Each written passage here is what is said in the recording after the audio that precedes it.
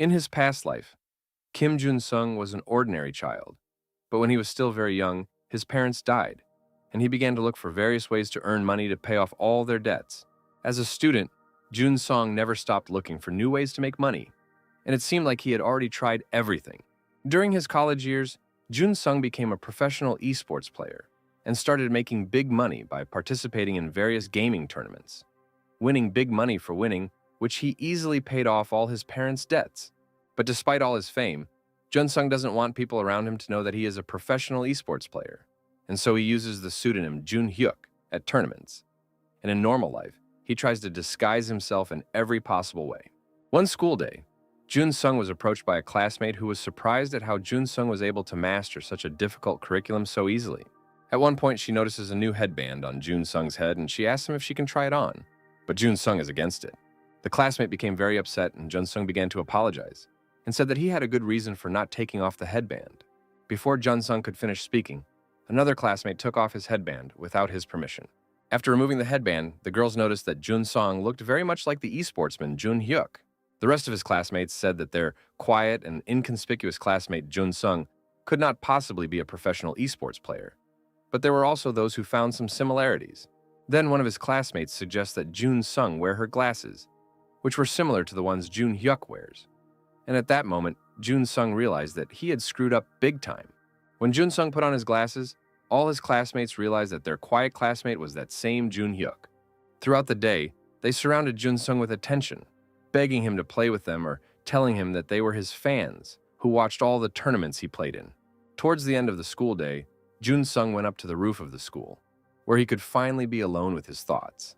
The main reason why Jun-sung hid his involvement in professional esports was to make quick money and the attention that would bring him a lot of different inconveniences in his life.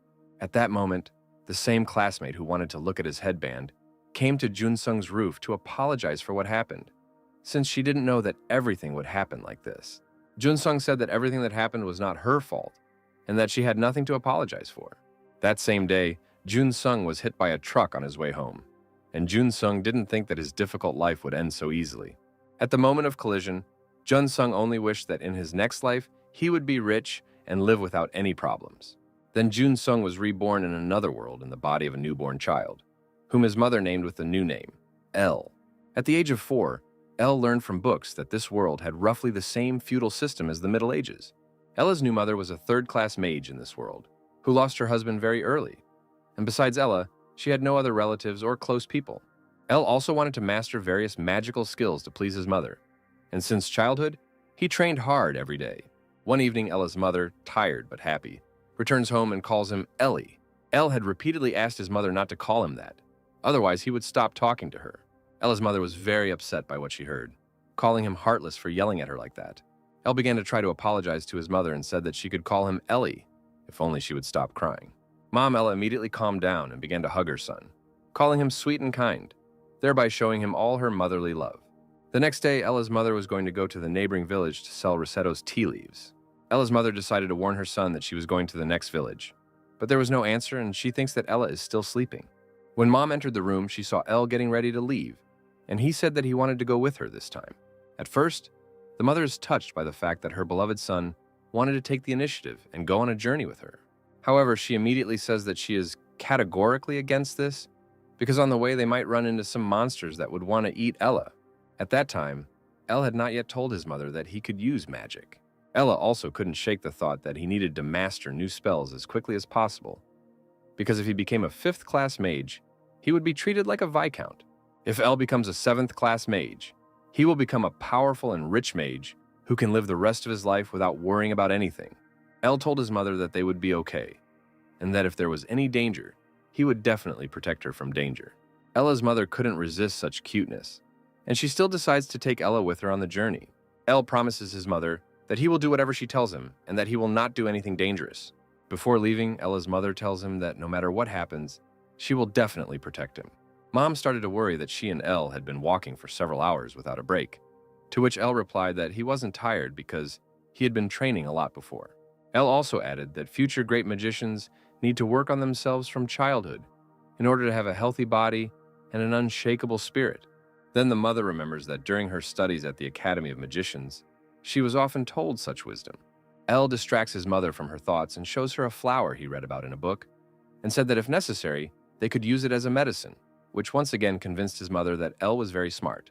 A little later, they reached a place where Mom had set up a small resting place during one of her hikes. At one point, El noticed strange sounds coming from the bushes. Meanwhile, a small group of orcs was advancing towards them when they caught the scent of humans. Mom immediately covered Ella with her body so that he would not be harmed in any way at the hands of the orcs. The orcs were very hungry, and they immediately prepared for battle, hoping that they would win and be able to feast on human flesh. El shouts to his mother that these orcs look a lot like green pigs, because he read somewhere that if you call an orc a green pig, it will immediately calm down. However, contrary to all of Ella's expectations, the orcs became even more angry, and they immediately decided to attack them. Mama Ella did not lose her composure and immediately prepared her spell to summon a fireball, with which she wanted to neutralize the orcs. After using fireball, the orcs were hit by a bright burning flame, which immediately incapacitated them. Ella's mother just chuckled at El calling these orcs green orcs. After such an attack, the orcs could do nothing but flee, fearing that they might be attacked again. El was incredibly surprised that his mother was able to defeat such a group of orcs so easily. El told his mother that she was very good at such powerful magic, which made her very happy. During lunch, Mom explained to Elu that orcs are very afraid of fire, but at the same time, even more dangerous monsters can live in this forest. Mom also explained that monsters like trolls and ogres are very difficult to defeat due to their amazing ability to regenerate and very resilient constitution. El thought that if they could defeat even one of these monsters, they could make a lot of money since troll blood is often used in alchemy, and ogre skin is very hard to get. Mom tells El that their journey to Banzark village will take about 3 days, and El says that he can endure such a long journey. After 3 days of continuous travel, El and her mother finally reached the village of Banzark. El looked at Banzark and could not stop being amazed at the beauty he saw. Once in Banzark itself, Ella could not shake the thought that for the first time in his life, he felt as if he was in another world. After Ella and her mother got to Banzark, they headed to one of the local shops. Once inside, they were greeted by Mr. Dibble, the owner of the store. The first thing Mr. Dibble noticed was that this time Ella's mother did not come alone. Here, Mama introduced Ella to Mr. Dibble, calling him her most reliable friend and also calling him a smart and sweet boy. Then the Mr. greeted Ella and noticed his unusual eye color, which was not at all like the eye color of his peers. Mr. Dibble apologized to Ella's mother and said that she really did have an amazing son. After this, Mama Ella showed Mr. Dibble some Risetto tea leaves of excellent quality and variety. Mr. Dibble assessed the tea leaves and said that he was willing to pay an extra 5 gold for them, since people usually couldn't get such high-quality goods. El noticed how well Mr. Dibble dealt with people, and how honestly he priced goods, and he thought that if he had to do business with any store in the future, it would definitely be Mr. Dibble's store. After this, El and Mom did not linger in the store, and they decided to leave the store. After their visit, Mr. Dibble sat down at his desk and kept thinking that El would definitely become a great man in the future. After that, El and her mother went to the magic tower to sell mana stones with runes there. Mana stones allowed anyone to use magic easily, but because each stone could only be used once, they were very expensive. El thought that with his technique he could create rune stones without any problem. But since the materials to create them were very expensive, he simply couldn't risk creating them. Then he asks his mother if he can buy the necessary grimoires from the magic tower. Also in the magic tower, one could purchase magic books of the 9th and 10th class, which would help to achieve the corresponding class of magic. At the moment, the best mage on the continent was able to reach the 9th level of magic. But until now, no one could surpass him in terms of mastery of magic. Ella was amazed by the fact that among all the classes, there was also a 10th class of magic, which caused his plans for mastering magic to change a little. Ella immediately asks her mother to buy him the 8th and 9th grade grimoires, and such an aspiration made her very happy. Once they arrived at the magic tower, they were greeted by the vice master of the magic academy. Mama Ella showed the vice master her mana stones, which seemed very good to him. The vice master wanted to know who this boy was and began to squeeze Elle's face, which Elle himself did not like very much. After this, the vice master introduced Ella's mother to his son Gedrick, who possessed first-class magic. Then the vice master told his son to show the guests how he could summon an energy ball. Then, with great effort, the boy was finally able to summon a small energy ball. Mama Ella was surprised by the vice master's son's skills, and she couldn't wait to find out how powerful a magician he could become. The vice master grabbed Elle's mother by the hands and promised her that if she was with him, Elle would be as skilled in magic as Gedrick. Elu didn't like the way some guy was pestering his mom, so he tells everyone that he can create an energy ball too. Everyone was shocked by what they heard, and his mother asked Ella why he was telling everyone such things. Then El concentrated all his magical power and began to create a huge energy ball. El created a giant energy ball that was tens of times larger than Gedrick's energy ball.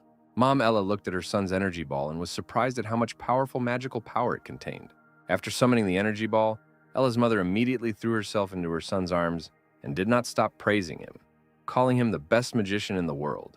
After this, the master burst into the room, wanting to find out who was able to demonstrate such magic. The master began to search for the person who created such a large energy ball, hoping to find a 7th-class magician. After that, he saw Ella in front of him and said that he had never seen such an unusual rogue, since according to the master, Ella's eyes did not correspond to his real age. El did not fully understand the master's words, and he explained that such sages as the master can know everything about a person, and for this, he only needs to look into his eyes. A couple of minutes later, El and the master moved to the library of the magic tower, where the master wanted to talk to El alone. The master told El that his magic was at the 1st level, but his mana was enormous, and he was surprised at how in such a short time El was able to develop his mana so much. The master also told El that in terms of combat skills, a 7th-level mage is comparable to a sword master. But due to the limited mana on the battlefield, mages have a higher chance of dying in battle than experienced knights, and he wanted to know from El how he managed to increase his mana so much. El immediately realized that the master was trying to learn such a powerful magical technique from him just like that. The master was very surprised by such youthful audacity, and he promised to provide Elu with an appropriate amount for such information. The master offered El 10,000 gold coins, with which even his grandchildren would be able to live in luxury and not deny themselves anything. But El refused such a price and said that he needed mana stones and grimoires of the 8th and 9th class. The master didn't understand why he needed all this, but if he needed them so badly, he prepared 100 mana stones and several grimoires. El thanked the master for such a profitable deal for both of them. The master did not understand why, when communicating with El, he had the impression that he was talking to a great magician. Before leaving the library, El asked the master not to tell anyone what El had given him. When El and his mother returned home, his mother began to question him about how he was able to use such magic in such a short time. In his past life, El spent all his free time studying because he wanted not only to study in college, but also to live well in the future. Of all the school subjects, he liked mathematics the most, and he got incredible pleasure after solving any difficult problem. Once in this world, El noticed that the magic formulas here were a little more complicated than mathematical ones, and it was precisely because he remembered these mathematical formulas from his past life that he was able to reduce the time it took to use magic to a noticeable minimum. Of course, El couldn't teach his mother mathematical formulas, so he decided to provide her with ready-made magic formulas, with which his mother could use her spells with the same power in much less time. Mom Ella couldn't help but be happy that she had such a smart son, and she asked to teach him some other different techniques. After 2 years, El and his mother moved closer to the Banzark Magic Tower, and his mother was able to become a 4th-level mage. One day during one of their trips to Banzark, El and his mother came across slave traders who were holding 2 emaciated girls. El and her mother could not allow this to happen, and they decided to punish this group of slave traders. Mama Ella was a very conscientious woman, and she could not allow such behavior. Mama Ella decided that it was simply useless to have any dialogue with such people, and she decided to use her magic against them. El decides to help her mother and also uses her magic against the villains, as a result of which all the slave traders fled, leaving the girls alone. After such an attack, El and her mother removed all the shackles from the exhausted girls and said that they were now safe. Ella's mother learned from the girls that they wanted to find their families, but when they said they had nowhere to return to, she allowed them to live with her and Ella. Many years passed. Ella was already 12 years old, and he, his mother, and these girls lived together in peace and harmony. One such day, Serena, one of those girls, decided to wake up Ella using the wind magic she had mastered. Ella woke up and was surprised at how Serena was able to improve her magical skills in such a short time. Serena said that at first it was hard to master any magic, but each time she found it more and more fun and interesting to learn new spells, and over time, learning magic stopped being some kind of tedious activity for her. When El went down to the first floor, he noticed that Kana, the second girl, was not home. Serena said that Kana has been going outside more and more lately to practice her sword skills. At that moment, Kana returned back to the house and greeted Ella and Serena. El greeted Kana and praised her, telling her that her skills were getting better every day. Kana said that every time she swings her sword, she feels like she's getting stronger each time. At first, Kana wanted to show off her skills to Ella and Serena, to which Ella politely said that he would be happy to evaluate her fighting skills when they went outside. Kana and El were about the same age, while Serena was 2 years older than them. and it seems that they were previously isolated from the rest of the world, and that they had a very difficult life before. But despite their past, the girls very quickly settled into their new home and new family, and from that moment on, Elle taught them. Serena had a talent for magic spells and easily became a first-level mage. Meanwhile, Kana had an excellent physique and was good at wielding a sword. Elle was very happy for the girls, and he was calm that they were able to find a new home and a new family. A couple of minutes later, their mother came to them simply beaming with joy, and Elle decided to ask her what was so good that had happened. Mom said that yesterday she officially became a 5th grade master. Everyone was very happy for her, and everyone started congratulating her on such a great achievement. Elle suggested that everyone celebrate such an event, but at first no one understood Elle's idea. Then Elle suggested that they all visit the magic tower, and everyone approved of the idea. When they were all inside the tower, the master saw Ella and was surprised at how much he had grown since their last meeting. Elle was also happy to see the master and congratulated him on his recent victory in the battle against the sword master, telling him that the master was getting stronger. The master said that this was all only thanks to the technique that Elle once revealed to him. After that, everyone sat down at the table to find out why Elle wanted to visit the magic tower. Then Elle took his bag out from his bosom and poured a handful of magic stones onto the table. The craftsman was surprised at how Elle was able to create such an item, as it was one of the most difficult items to obtain that Elle was able to make on his own. Such magic stones were much more valuable than mana stones, which could only be used once every few years, while magic stones could be used up to 10 times, and their recovery time took only 3 days. It was because of these stones that mages from other magic towers across the continent had been tracking Ella's house, but nothing strange had happened during all this time. So Elle assumed that such stones could be of great interest to the master, and he realized that Elle wanted to get something in return. Elle said that he only needed 4 things for the Banzark Magic Tower to be able to obtain the rights to use the magic stone creation technique for their further production. And the first of these things was a request to provide his family with protection. Ella's second request was for some books on witchcraft and swordsmanship, so the girls could further develop their skills. Ella's third request was to rent a nice hotel for his mother, who had recently become a 5th-level mage, and he wanted to organize a luxurious vacation for her to celebrate. Mom, Ella couldn't contain her emotions and started hugging her son tightly for trying so hard to do for her. Ella's last request was for books on how to create golems. The master was surprised by Elle's last request, since even with all the necessary instructions, Elle would not be able to create a golem. In response, Elle said that he was simply interested in learning how golems could be created, but it was through golems that Elle intended to achieve his goal.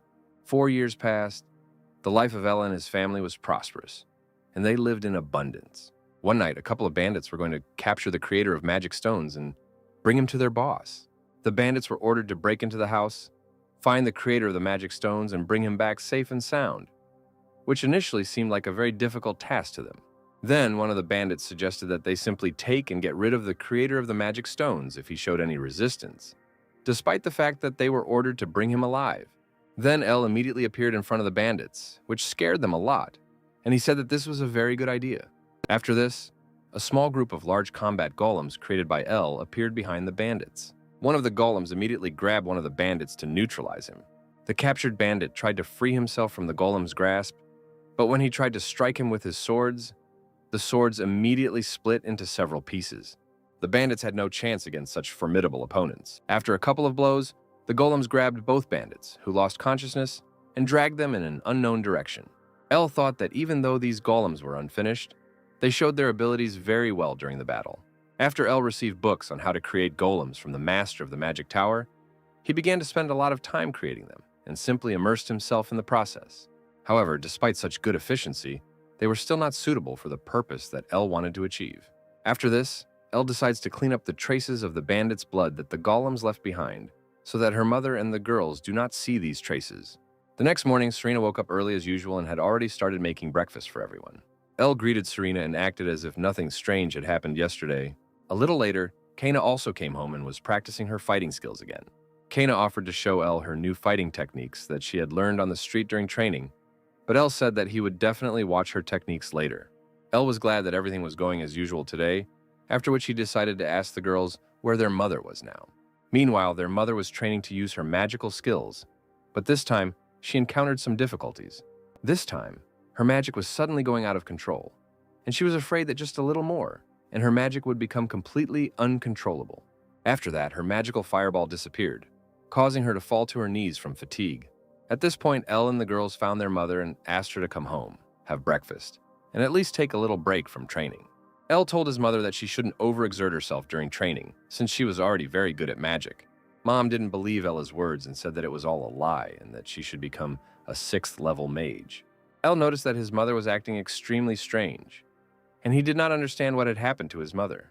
Then Elle remembered that in his past life, he had used a secret technique to increase his concentration.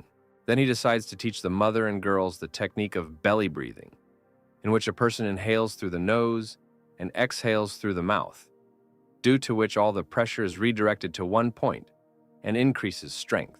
Everyone concentrated on performing this technique and began to inhale through the nose and exhale through the mouth. After this technique, Serena found it more difficult to breathe because she performed the technique too quickly. Kana's stomach muscles began to cramp because she was trying too hard to breathe. Elle said he usually didn't pay attention to his breathing technique, as even he found the technique a bit difficult to perform. Meanwhile, Mom started to succeed in performing this technique, and Elle noticed how a lot of mana began to thicken around Mom.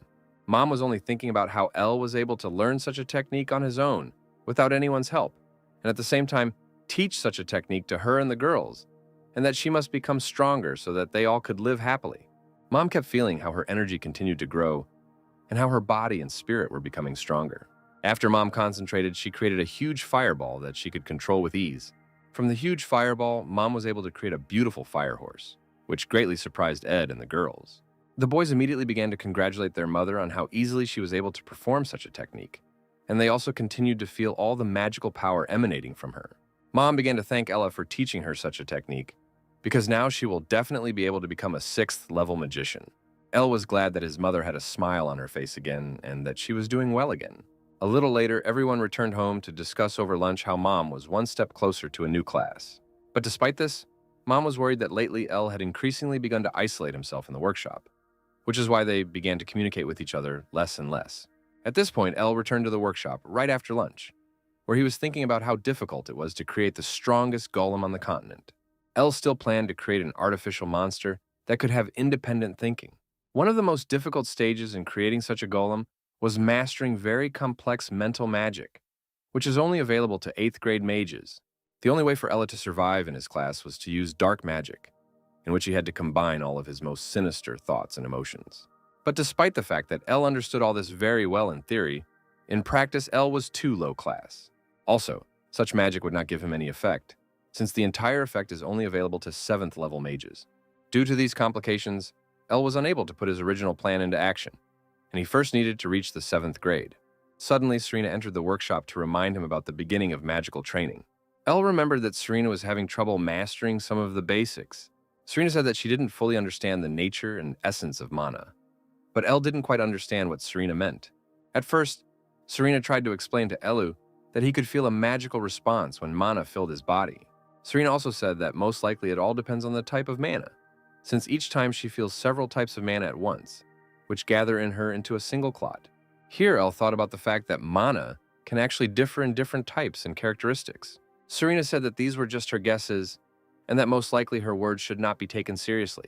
Then, Elle went to his desk to test Serena's hypothesis about the differences in the types and characteristics of mana. Elle took out several mana stones from the desk drawer, and felt that each stone emitted its own special mana. Elle felt how the mana of each stone was different from the mana of other stones, and how these different types of mana mixed together to form a powerful magical cluster. Ella was amazed that he had not noticed such an important and useful magical feature before, and he decides to learn a little more about this feature in practice. Elle concentrated several types of mana within himself at once in order to sense this entire magical accumulation. After this, Elle found himself in a space unknown to him, in which he could visually see the differences between types of mana in the form of millions of bright stars in the sky. Elle remembered how in the game he played in his past life, the composition of a unit could give a great advantage in the later game, and he guessed that various combinations could greatly enhance his magical abilities. After this, Elle decides to try to combine all the types of mana that came from the mana stones. Elle was going to create a completely new magical power that Serena told him about. At first, Ella found it extremely difficult to contain and try to control such an outgoing force, even with the use of her special breathing technique. But despite all these difficulties, Elle was counting on the fact that if he succeeded, it would be much easier to get into the 7th grade. After combining so many types of mana, El mentally found himself in a kind of sanctuary, in which even more types of mana created even more stars. In this sanctuary, El saw a bright silhouette of a bird, the light from which was many times brighter than from any star in this space, and El followed this bird. When El woke up, Serena was in front of him, and she started to worry about him and tried to wake El up. Serena told Elu that a powerful vortex appeared around him, causing him to lose consciousness and fall to the floor. By this time, Serena was starting to get worried as El stopped responding to her excited cries. When El fully regained consciousness, he noticed that his class had improved. El was very grateful to Serena for telling him that there could be multiple types of mana in this world. Serena just looked at Ella and thought about how amazing he was, and how much effort he put into becoming stronger. Then Serena decides to ask Ella what kind of magic class he got. Serena also noticed that Ella's magical aura was much larger and stronger than her mother's, to which Ella asked Serena to keep it all a secret. Meanwhile, El thought that it was time for him to move on to the next stage of creating the most powerful golem. At that moment, Mom was sitting on the hill and looking at the house, thinking that it was a beautiful place. Mom also looked at the portrait of Rayon, her husband and Ella's father, and said that she would do everything in her power to protect their sleep from any danger.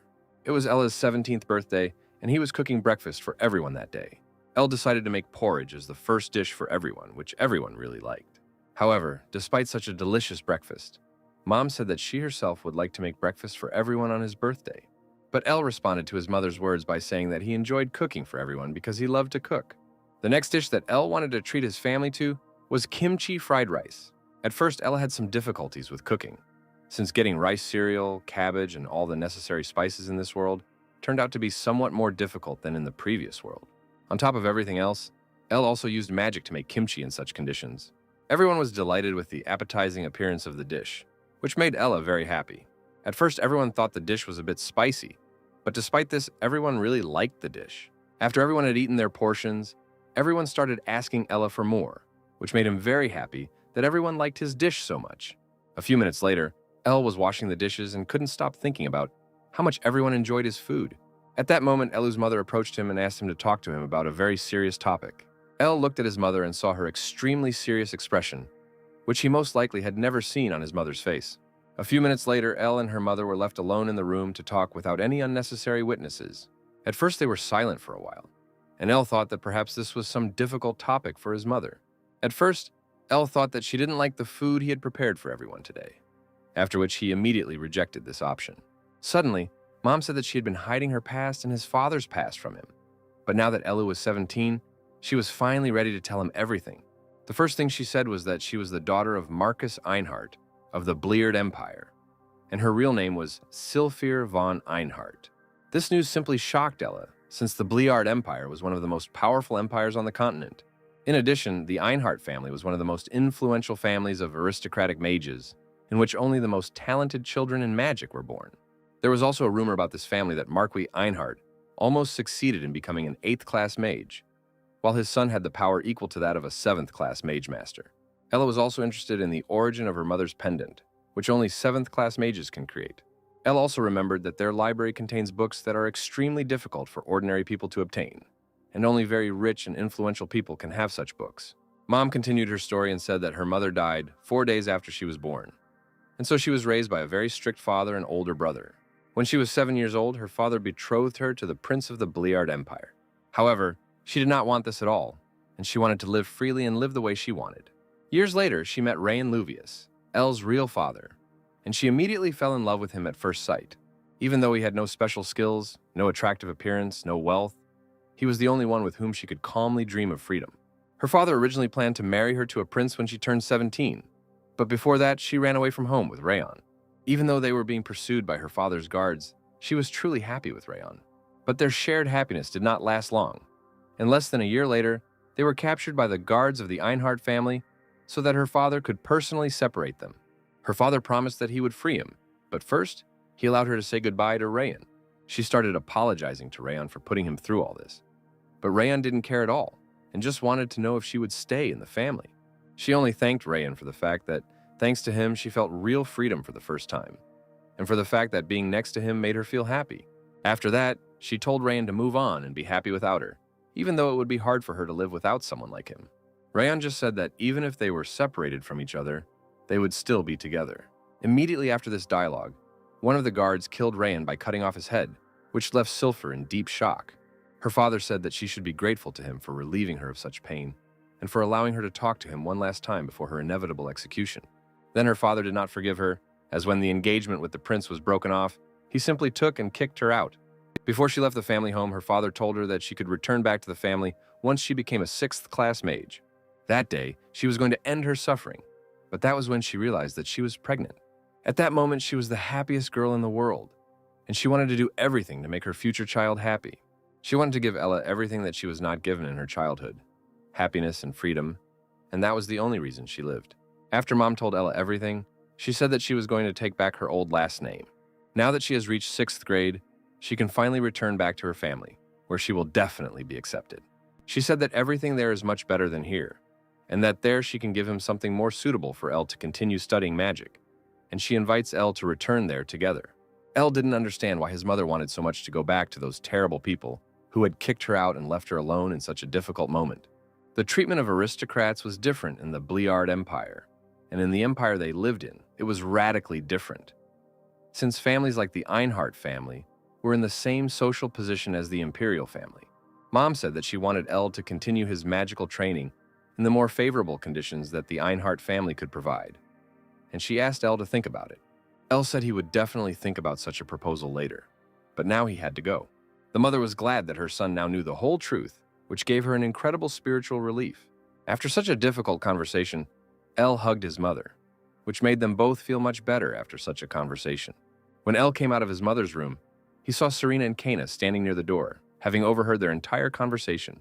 Serena and Kana were worried that, because they served Elu and his mother as slaves, the Einhart family would not want to accept both of them. Elle reassured the girls and told them that he could introduce them to the Einhart family as registered mercenaries, and then they could be together as well. The girls immediately calmed down and thanked Ella for such a brilliant idea. After this, Elle told the girls to start packing their things, while he had to go to a place that his mother shouldn't know about. Elle was fully aware that there was no way he could dissuade his mother from returning. After some time, Elle decides to visit Mr. Dibble's store, whose business continued to flourish. When Mr. Dibble met Elle, he began to thank Elle for the fact that it was thanks to his rights to produce and sell mana stones that his store attracted even more customers, which led to a good economic growth of his store. Elle wanted to ask Mr. Dibble if he could get any information. Mr. Dibble said that he had his own partnerships with all the information guilds on the continent, and that he could even tell about the secret treasures of the royal family. Then Elle asked Mr. Dibble to tell him everything about the Einhart family of the Bliard Empire. At that moment, Mr. Dibble noticed Ella's extremely serious look, which made the atmosphere much darker. Mr. Dibble began by saying that the Einhart family's history was over 700 years old, and that the family was one of the most prestigious and influential families in the entire history of the Bliard Empire. Also, during the entire existence of the Einhart family, as many as 3 8th-level mages were born into it. The Einhart family was so influential that they could easily turn people against the imperial power. Mr. Dibble also mentioned the infamous event of the broken engagement of the Marquise's daughter to the Crown Prince, after which the Marquise's daughter ran off with another man. However, history said that the Marquis and the Crown Prince showed their mercy and forgave her, and allowed her to live a peaceful life, after which the Marquis beheaded that very man, and many aristocrats praised such an act. It was then that Elle noticed that this story was different from what his mother had told him, and he realized that his mother was being used in this story as a tool to support their lie. Mr. Dibble also added that there are also rumors that say that Marquis was an extremely ruthless and cruel man who would do anything to preserve the reputation of his family, and that it would be better not to get involved with such a person. Then Elle thought that if his mother returned to the family, she could be used. But Elle would not allow anyone to even try to harm his loved ones. Elle thanked Mr. Dibble for the information he provided, and Elle was about to leave the store, but Mr. Dibble told him that no one had come to the Master of the Magic Tower for a long time. Then Elle decides to also visit the Master of the Magic Tower one last time. The Tower Master felt somehow sad to realize that in such a long time, Elle was the first one who wanted to visit him, to which Elle said that he did not come to him empty-handed. Elle took out a folded piece of paper with a detailed plan for upgrading the Golem Knight, and then gave the plan to the Master. The Master was amazed by such a valuable gift that Elle had prepared for him, after which he began to study this plan. Elle said that it was almost impossible for a golem to create its own consciousness, and so the golem had to be controlled by a knight. While the Master was studying the new plan, He felt that El was not telling him something about this improvement.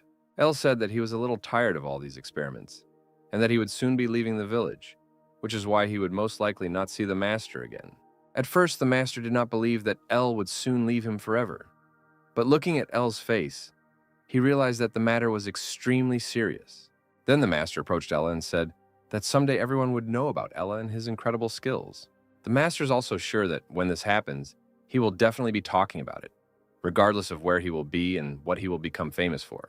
These words touched Ella very much, and he said that in the future, he would definitely visit the master again. That evening, El was in his workshop, putting the finishing touches on his plan. El then used several mana stones again to create a new type of mana to summon his battle golem. After this spell, his powerful golem knight in golden armor appeared from the portal, which was several times larger than El himself. After the summoning, El ordered the golem to wake up to check its functioning and performance a little.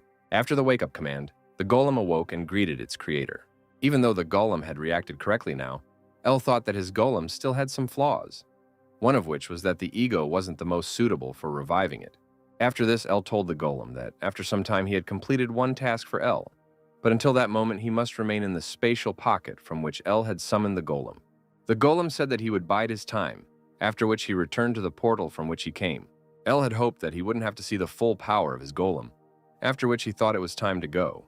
Meanwhile, at the Einhard estate, Marky and his son were playing chess, and the son said that he had completed the investigation into the sale of magic stones, and that he had found the source of these stones.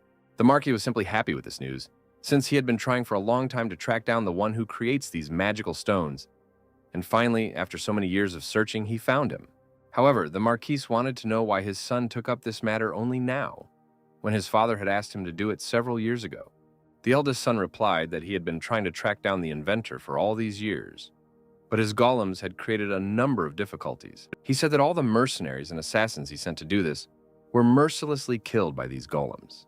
The Marquis considered this man to be quite a serious opponent, since he was able to create something that others could not. The eldest son added that all the magic towers on the continent had simply abandoned all attempts to search for magic stones.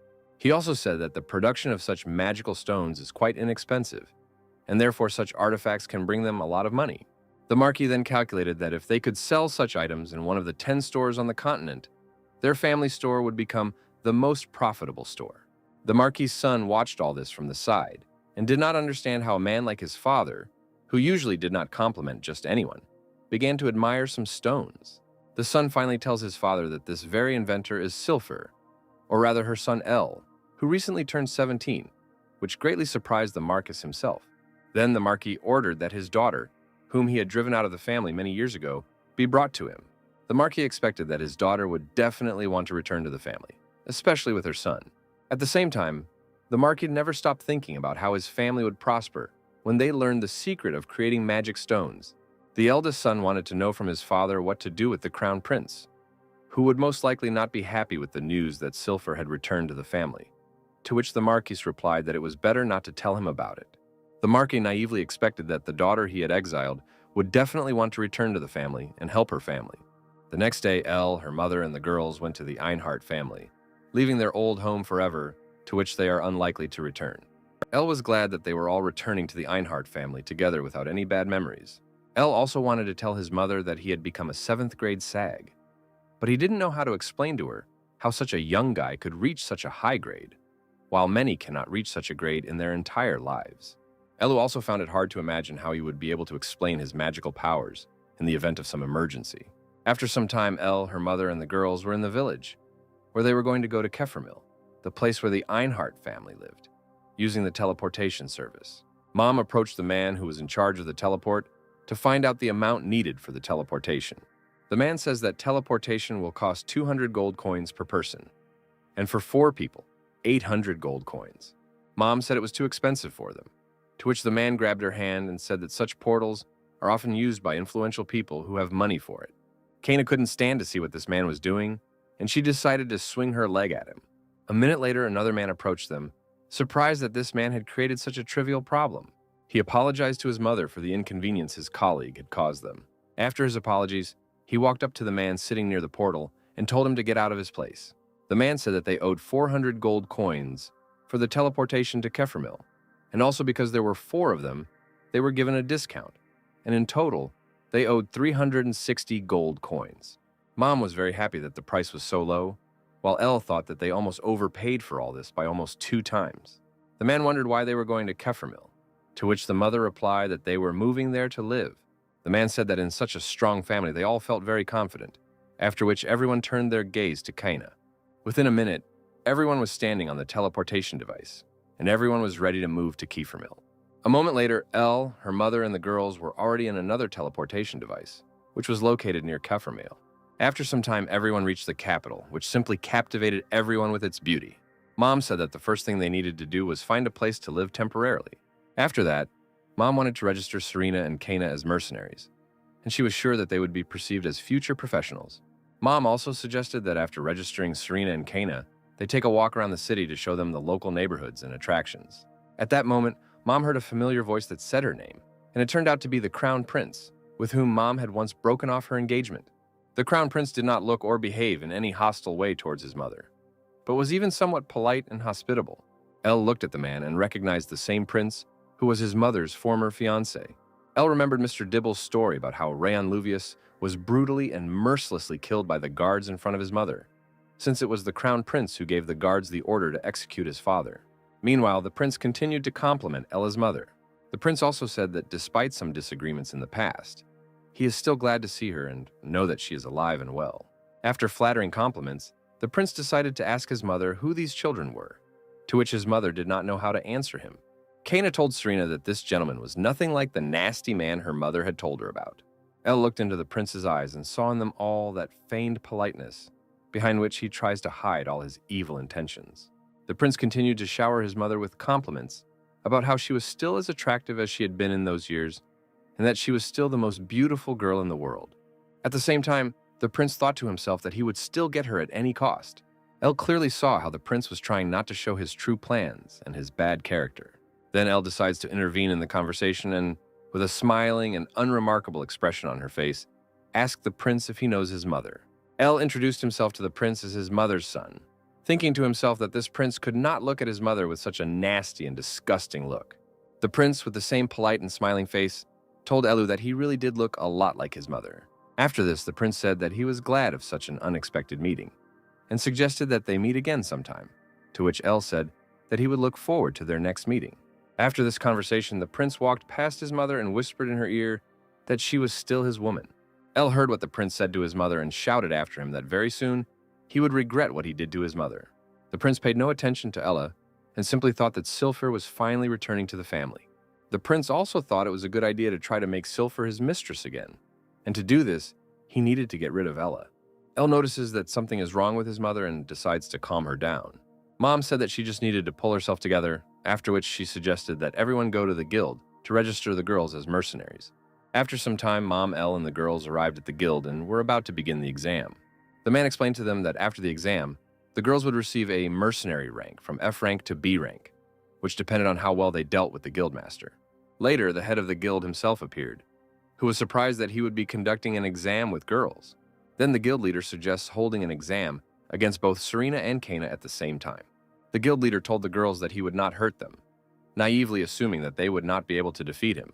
The girls were somewhat surprised by the guild leader's naivety, and together they decided not to spare him during the exam. A couple of minutes later, the girls and the guild leader were in the arena for the exam.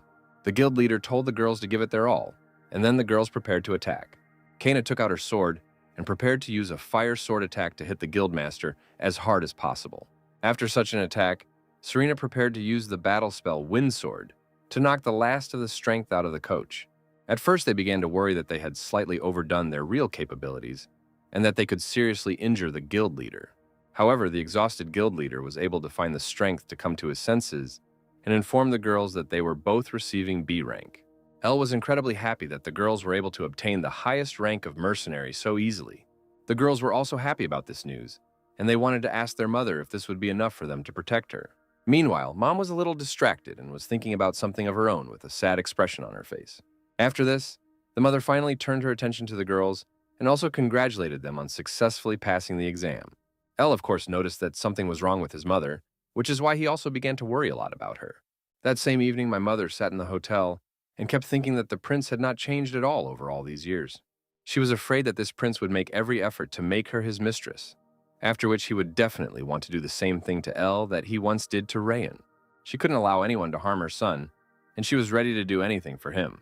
She just wanted to quietly and peacefully return to her family, but after meeting the prince, she realized that it would now be much more difficult to do so, and she began to think that the Einhart family should side with Ella and protect him. Meanwhile, Elle and the girls had just returned to their mother's room. When Elle entered the room, his mother immediately offered to let the Einhart family know his secret of creating magic stones. Mom also said that the entire continent is currently obsessed with the idea of creating magic stones.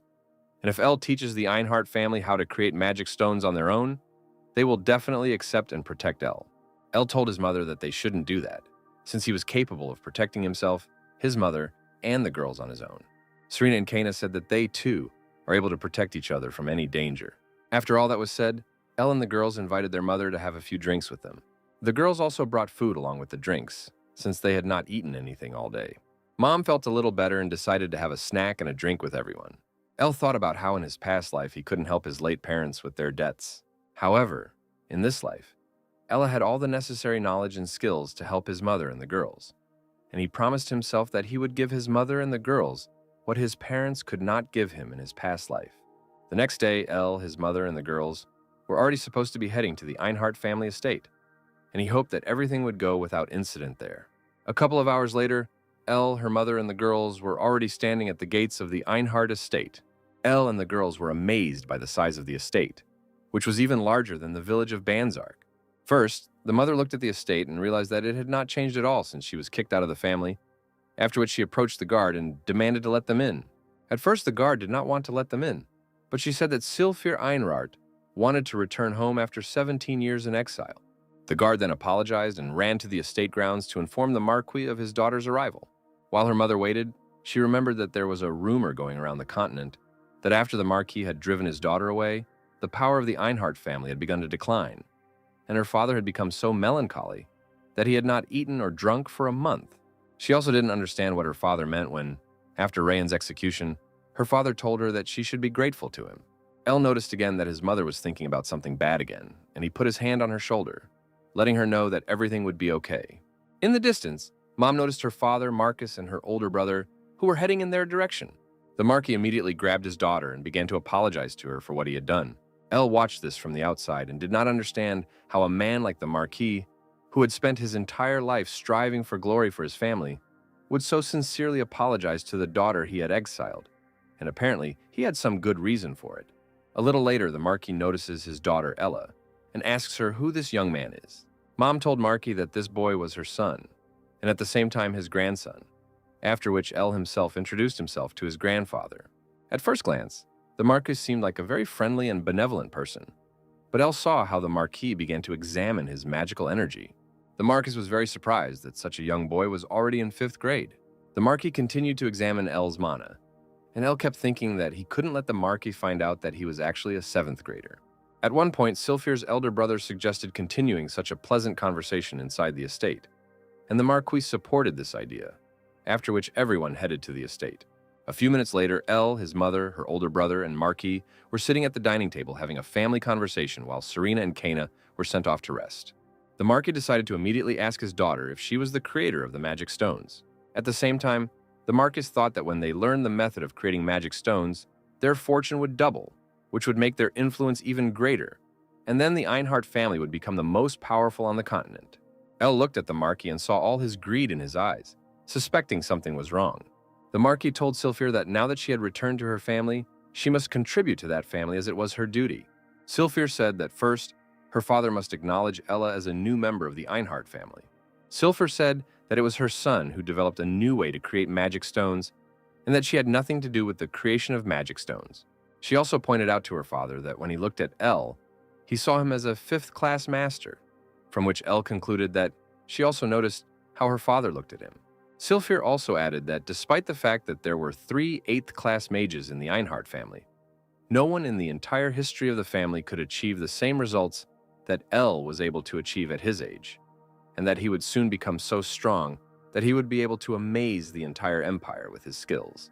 Sylfir also said that with such genius of Ella, the Einhart family will be able to become not just the most influential family in the Bliard Empire, but even the most powerful family on the entire continent. Afterwards, Sylphir asked her father if he was willing to accept her son as a new member of the Einhart family, to which the Marquis replied that it was too big a decision to make now. Sylphir interrupted her father and said that she came here specifically to make him one of them, and that they had to make a decision right now, which greatly surprised her father. Sylphir said that if they couldn't make a decision, then Elle wouldn't reveal the secret of creating magic stones to their family. The Marquis was very much struck by how strong and determined a character her daughter had developed, and he said that he would think about it. After this conversation, Elle decides to take a walk around the estate and talk to her about what happened to her during the conversation. Mom just said that everything would be fine and that Elle shouldn't think about it. While Elle and her mother were walking around the estate, they met Serena and Kana. Mom immediately began hugging the girls and apologizing to them for having to leave them alone. The girls said that they were also very worried about them, after which their mother wanted to show the girls their rooms. Elle decides to stay in his room alone, where he couldn't stop thinking about how his mother spoke so boldly and didn't think that the Marquis would approve of her conditions. After all his thoughts, Elle summoned his magic glasses, which made it easier for him to concentrate. These glasses also reminded Elu of his past, in which he was a professional e-sportsman. These magic glasses also allowed Ella to see various magical flows, and he decides to check what the Marcus was really up to. Then Elle decides to follow her grandfather a little, but before that he decides to use invisibility magic, so that he doesn't notice him at the wrong moment. In a matter of seconds, Elle was already near the Marquis's room, from which he could learn all the details of his true plans. The Marquis told his eldest son that Ella had enough skills and abilities to become a new member of their family. However, the fact that Elle was in 5th grade at 17 years old did not change the fact that he grew up in a different country and therefore would be a stranger to their family. But the Marquis was also worried about the fact that he came here to avenge his father and Sylphir.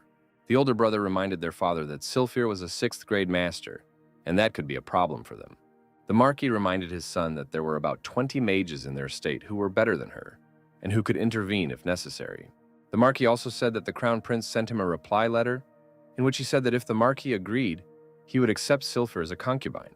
However, the eldest son was worried that if things didn't go according to plan, she would find out that their family was kidnapping talented magicians and brainwashing them in order to later make them part of their association, which the Einhart family uses for personal gain. The Marquis immediately interrupted his son and told him to shut up, as someone would be able to hear their conversation even under the magic of silence. While Elle was eavesdropping on the entire conversation, he noticed that there were several special devices in this room that even 6th class mages could not turn off. Then Elle thought that if someone found out about their plan and the kidnapping of talented magicians, it would become the biggest scandal in the entire history of the Bliard Empire. The eldest son said that he would no longer speak to the Marquis on this subject, to which the Marquis told him not to worry about the prince. The prince was also involved in this whole thing, and he would not do anything that could potentially harm him. After this, he hands one throwing knife to his eldest son and asks him what he would do in his place. The eldest son realized that this was a test, and that he would face extremely unpleasant consequences if he did not correct his mistake.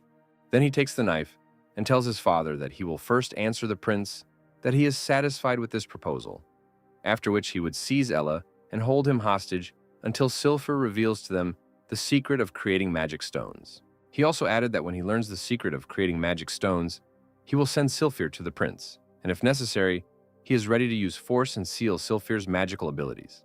He also added that he would brainwash Elle and make him a magician who would serve their family, which Elle himself did not like at all. The Marquis was pleased with his eldest son's plan and said that he would now be the main successor. Ella couldn't help but think about the heartlessness of this family, and that he might have refused his mother's offer to come here from the very beginning. He wondered why he couldn't stop or hinder his mother's suggestion to visit such a place.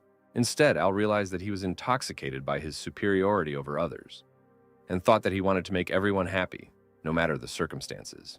Besides, he wanted to respect his mother's decision, and now this was the result of that. Al could live with them trying to use him. He already suspected something in that direction.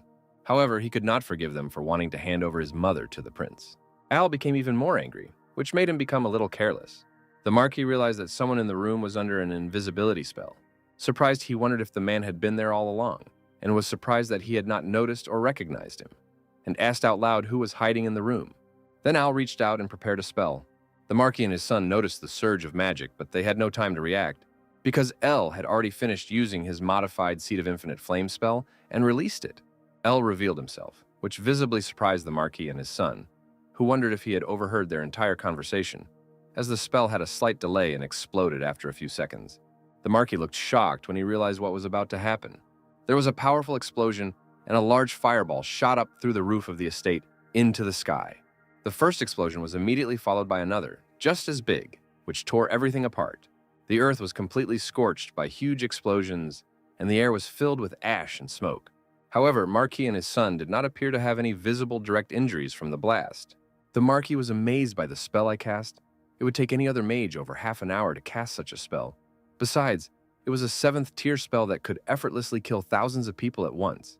Immediately after the explosion, guards from the family estate burst into the room where the heads of the two families were and asked if everything was okay.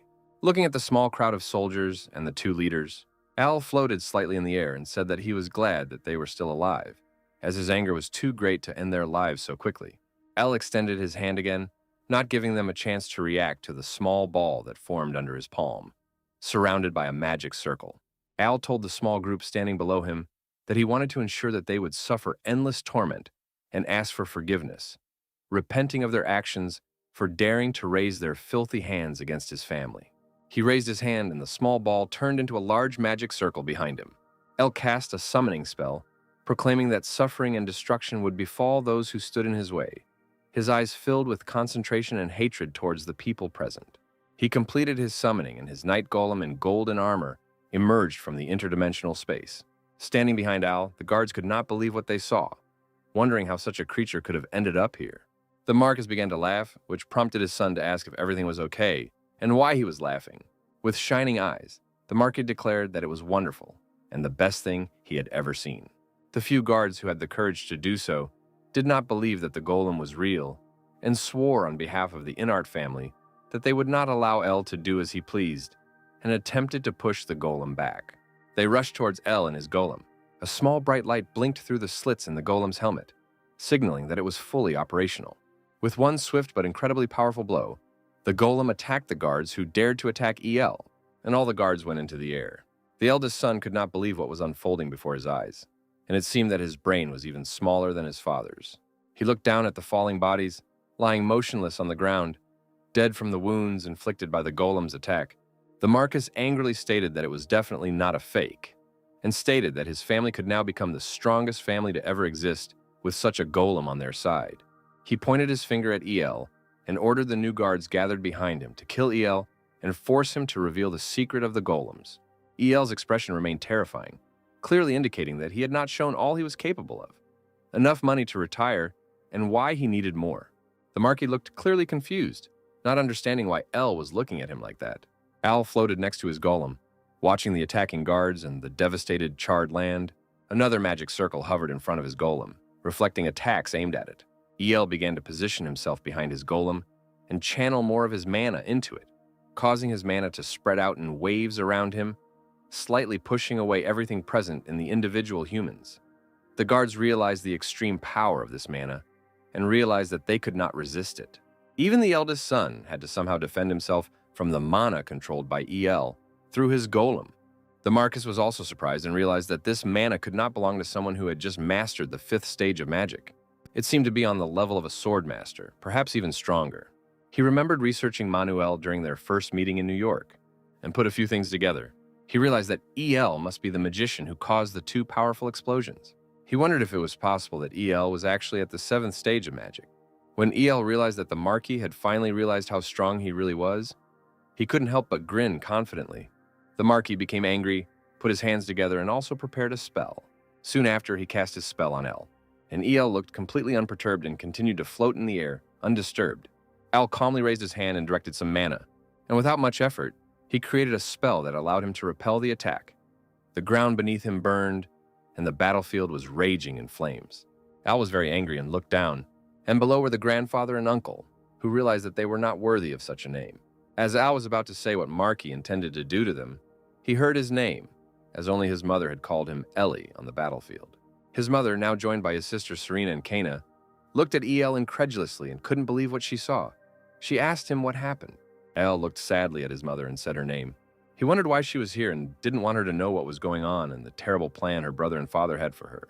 But remember the plan his mother's brother had come up with to get information from him about the magic stones and what he intended to do with his mother afterwards. He also thought about how their father, as the head of the family, applauded and praised him for it. Al's mother called out to him again, asking him to answer. She saw how El looked and realized that she had never seen him so angry. Knowing that something must have happened to upset her son so much, Al continued to look silently at his mother and brothers and sisters. Then he took a deep breath, realizing that he now had no other choice. He raised his hand again and formed a small sphere around which many magic circles revolved. These magic circles grew and pulsated outward. The Marquis recognized this as the magic of capture, and he was alarmed, wondering if El had recorded his conversation with his son, where they hatched their plan. In a panic, the Marquis quickly turned to his son and ordered him to kill El immediately, explaining that he was the one who had just caused the explosions. In anger, since she received no answer from her son, Silfer asked her father what was going on and why he ordered El to be killed for no reason. He told her to shut up. The Marquis found himself in a prediction, and it took him time to adjust to the situation and think. Silfer told him that El was his grandson, appealing to his good heart, hoping that he would change his mind about killing him. However, the Marquis seemed unperturbed and ordered his guards and son to hurry, warning them that El was a high-ranking mage. The guards were standing in a large group in front of El again, pointing their swords at him and preparing to fight. El looked relatively unfazed and simply ordered his golem to defeat the guards without killing them. The golem extended his hand, creating a golden sword, and assuring his master that he understood, accepted the command, and would carry it out to the best of his ability. His slightly chubby golem's summoned sword glowed as bright as the sun and sparkled like the stars in the night sky. He held it in his right hand, while El floated slightly to the side to give his chubby golem some space. The fighting spirit of the guards and warriors of the Einhart family was not broken together. They raised their swords and proudly shouted their battle cry. Their first mission was to destroy the summoned sword. However, Al knew that this attempt was impossible. Since the golden sword was the symbol of his golem, it was forged from pure dwarven steel, with very few impurities and coated with a magical metal for enchanted seals. The front of the blade was also coated in gold and infused with a spell to reflect the blow upon impact.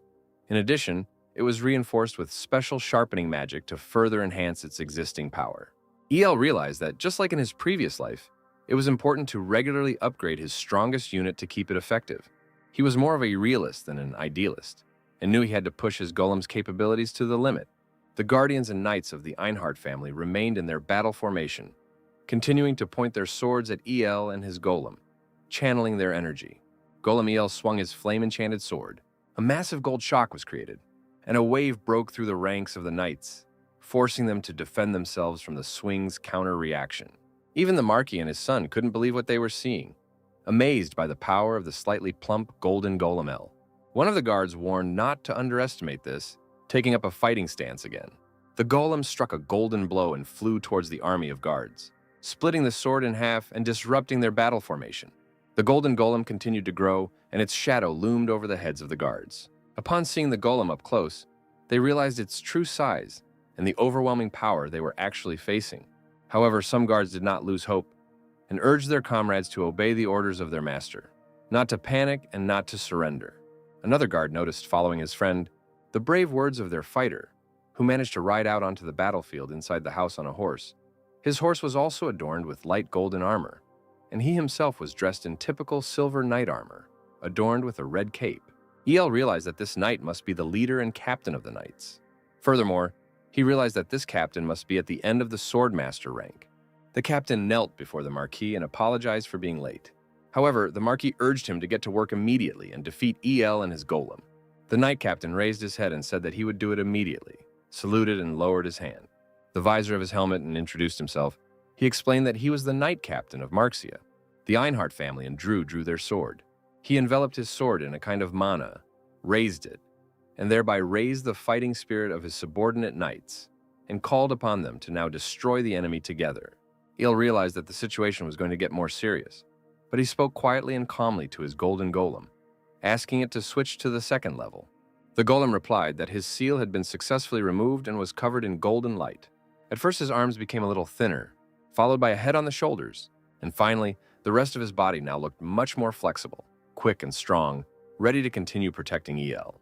Moreover, since he was now somewhat thinner, he seemed even more frightening and aggressive. The guards who had rebelled against El and his golem knight were surprised by the sudden transformation. However, Al already knew that this was not all that had changed in his golem, and that the real changes were yet to come. Since the sword disappeared during the transformation, Golem had to summon it again, and it reappeared in his hand, enveloped in flames. He grabbed the sword and prepared for battle, taking a fighting stance, and the blade of the sword underwent some changes and was filled with much more energy than before. The Knight Leader realized that this must be an aura blade, which was actually much more powerful. El's golem swung his sword to the side and stepped forward without any visible protection, heading towards the army standing before him. The captain did the same, waving his sword, and asked if he looked so weak that he could approach without any cover. Both of them prepared to strike and simultaneously clashed their swords, causing a huge recoil and shaking the ground.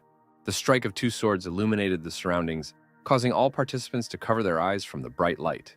Only El continued to watch the spectacle in full focus and still filled with immeasurable hatred for the Marquis and his son. When the bright light of the sword battle faded, the captain was left bleeding, while El's golem stood before him unharmed. The knight captain's bloody blade became lodged in the ground, and he fell to the floor and died from his injuries. He couldn't believe what had just happened and that he had failed.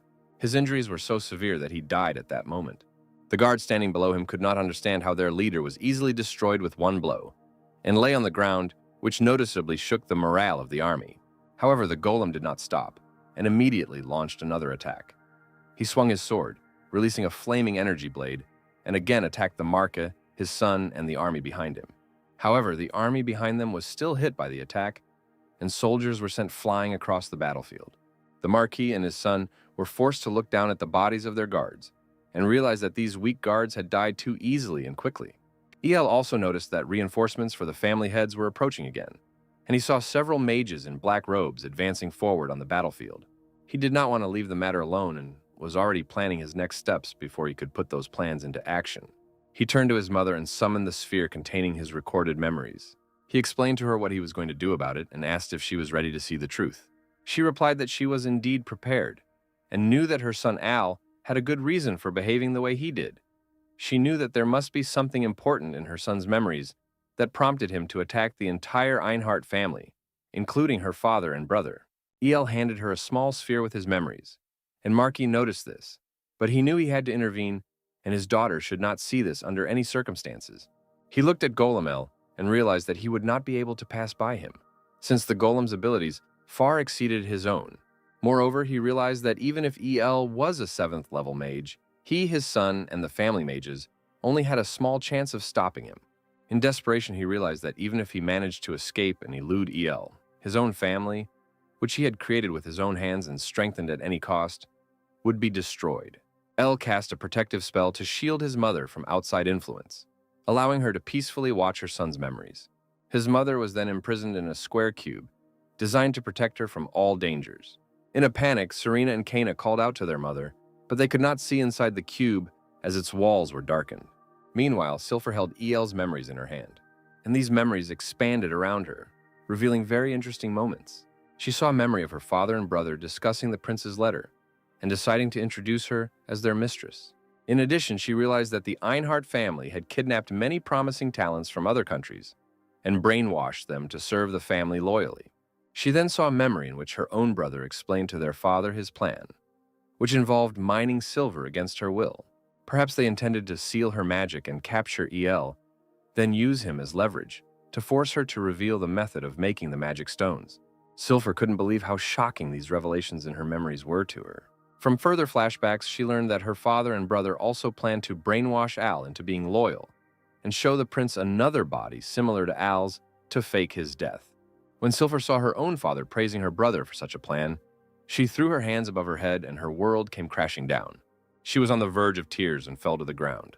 She tried to contain her emotions, remembering the first words her father had spoken to her upon his return, expressing regret at sending her away. She thought that deep down her father still retained some family feelings for her, and that they were still father and daughter. However, Silfer could no longer hold back her tears and allowed her emotions to flow freely. She couldn't help but think about how happy she was with her son, El. She should have known better than anyone how terrible this family really was. Now she blamed herself for bringing her beloved son here. She thought she should be indifferent to how these evil people used her as they pleased. But now, knowing that not only did they want to use her, but they also planned to brainwash her son El, She couldn't just forgive them. They had already killed her beloved husband. She admitted that she never really hated them for it, because she always believed that the prince forced them to do it. However, now she realized that this was not true. These people simply did not know love or family and acted solely out of selfish interests. Sylphur bit her lip hard, trying to forget the internal pain and pull herself together. She clenched her fists and also realized that for her father, her brother, and the prince, everyone else was nothing more than tools to increase their own power. Sylphur realized that this was the true nature of these people, which she, unfortunately, had never fully understood before. But now she knew. As she came to terms with what had happened and gathered her courage, the cube that had imprisoned her for protection began to glow and shatter. Al looked a little sad, knowing that his mother was having a hard time accepting the truth. His mother folded her hands with tears in her eyes. However, she decided that no matter how painful it was now and how much she wanted to forget everything, she had to accept the truth. Serena immediately called out to her floating mother to make sure she was okay. Her mother was grounded and ready to face reality and confront it. With a determined expression on her face and a clenched fist, she told her son that she would no longer run away and was ready to fight. Al looked at his mother, relieved at her determination to confront the truth. He also noticed that there were still tears running down her cheeks, and that despite everything their family had done, she did not give in to hatred because they were still part of her family. However, in Al's case, this was not the case, and he looked at the Marquis and his son with all his hatred and anger, while they still stood together on the battlefield, doing nothing to change their situation. Al raised his hand into the air and created another magic circle, this one slightly different from his previous ones. He wanted to show the Marquis the Iron Mace of Justice. A large black phoenix engulfed in black flames appeared in front of the magical red circle. Phoenix immediately began to squeal loudly, forced the guards and the rest of the Einhart family army to cover their ears as the sound was too deafening. Even the eldest son had to cover his ears with the shield and was unable to resist EL's magic. The Marquis realized that EL was using the Force's sound magic to lower the morale of his subjects, and that EL was even able to crush his son, who was also at the 7th level of magic, using this magic, despite his son being at the 5th level. The Marquis then looked at EL with his glowing red eyes and used magic that directly penetrated EL's mind. Al heard a voice in his head praising him, telling him that he had done a good job. The Marquis looked at Al greedily and continued his magic, trying to further manipulate Al with his voice. Additionally, he offered a deal. If he switched sides, Marquis could arrange for his family to forget everything that happened that day. They could lead normal lives, and he would guarantee the safety of Al's mother and his 2 sisters. He then asked EL what he thought about the idea. Al was still looking at Marquis, feeling a strange sensation when he heard the voice in his head. He wondered if it was a brainwashing spell. Floating in the air, Al couldn't believe that the evil old man not only wanted to bewitch his father, other magicians, and mother, but was now trying to do it to him too. EL turned to the Marquis and asked him a question. When Marquis looked down at EL, he realized that his brainwashing spell had no effect on him, and that EL was indeed at the 7th level of magic. In response to Al's question about how he could do something so cruel to his family, Marquis was initially stunned and briefly shocked, but then he started laughing. He raised his hands up and laughed like a villain from an old comic book. The Marquis explained to EL that many aristocrats sold their children for the sake of their family, and that this was actually normal. EL continued to look down at him, realizing that this man was no longer a man, but more like a monster. The Marquis then asked Al where he learned such magic and praised him for reaching the 7th level at the age of 17, which was an impressive achievement. EL realized that he was actually talking to a monster, interested only in revealing his secrets. He floated a little longer above the Marquis and told him that he had learned everything himself and that no one else had taught him these skills. The Marquis still did not want to believe him and stated that it did not seem that he had learned the truth from him. In response, Al said that he hated and detested people like Marquis, most people who see their family as tools and treat them as such. Nevertheless, El raised his hand and made an offer to the Marquis. Curiously, the Marquis asked what it was. EL asked him if he would be allowed to leave with his family and tell the truth about what he had done to his son and the prince. EL held a small gold coin in his hand and explained that the coin contained his memories, which he had imprinted using his magic. The Marquis was shocked, as Al knew that this truth would threaten the Einhart family, but he also realized that the fact that the prince was involved in Ing's kidnapping and brainwashing was just as harsh. If it were revealed that the prince was involved in countless battles against the kingdom, various families could wage them, which could lead to the fall of the mighty Blard kingdom. Al looked at the coin and saw the reflection of the Marquis and his son. He said they could prevent him from spreading this information, and therefore the truth, by fighting each other without interference from outsiders. The Marquis told his son to get ready, leaving his son somewhat shocked as he turned to his father, not quite understanding what was going on. The Marquis explained to his son that it would be more advantageous for them to attack simultaneously and urged them to do everything possible. His son had the same crazy smile on his face as his father, and he agreed. El looked at his two opponents and knew it was time to get serious. He touched his head with his finger and used a little magic. Then he prepared to attack, holding the ball in his hand. He told the Marquis and his son that they had greatly underestimated him and angrily turned his magic on them, showing them what despair was. However, the Marquis and his son were able to directly counter El's first attack, with a counterspell that looked much darker than the spell I had missed. When the two spells collided, another powerful explosion occurred. Meanwhile, in another place, a man melted before his king and greeted him. The king told the man that they had probably heard already, but still informed them that there were witnesses reporting the use of 7th-level magic. The red-haired man, Duke Klin, who was kneeling before his king, confirmed that he had heard about it too.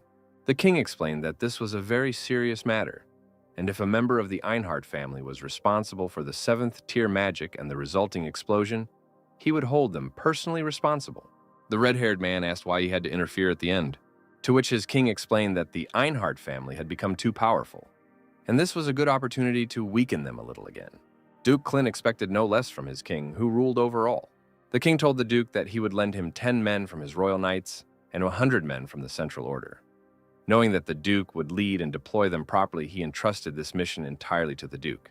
The duke looked up and accepted the task he had been given, intending to carry it out to the best of his ability. As he was about to leave, he heard a voice. Another person joined the conversation. It was the Prince of Alka.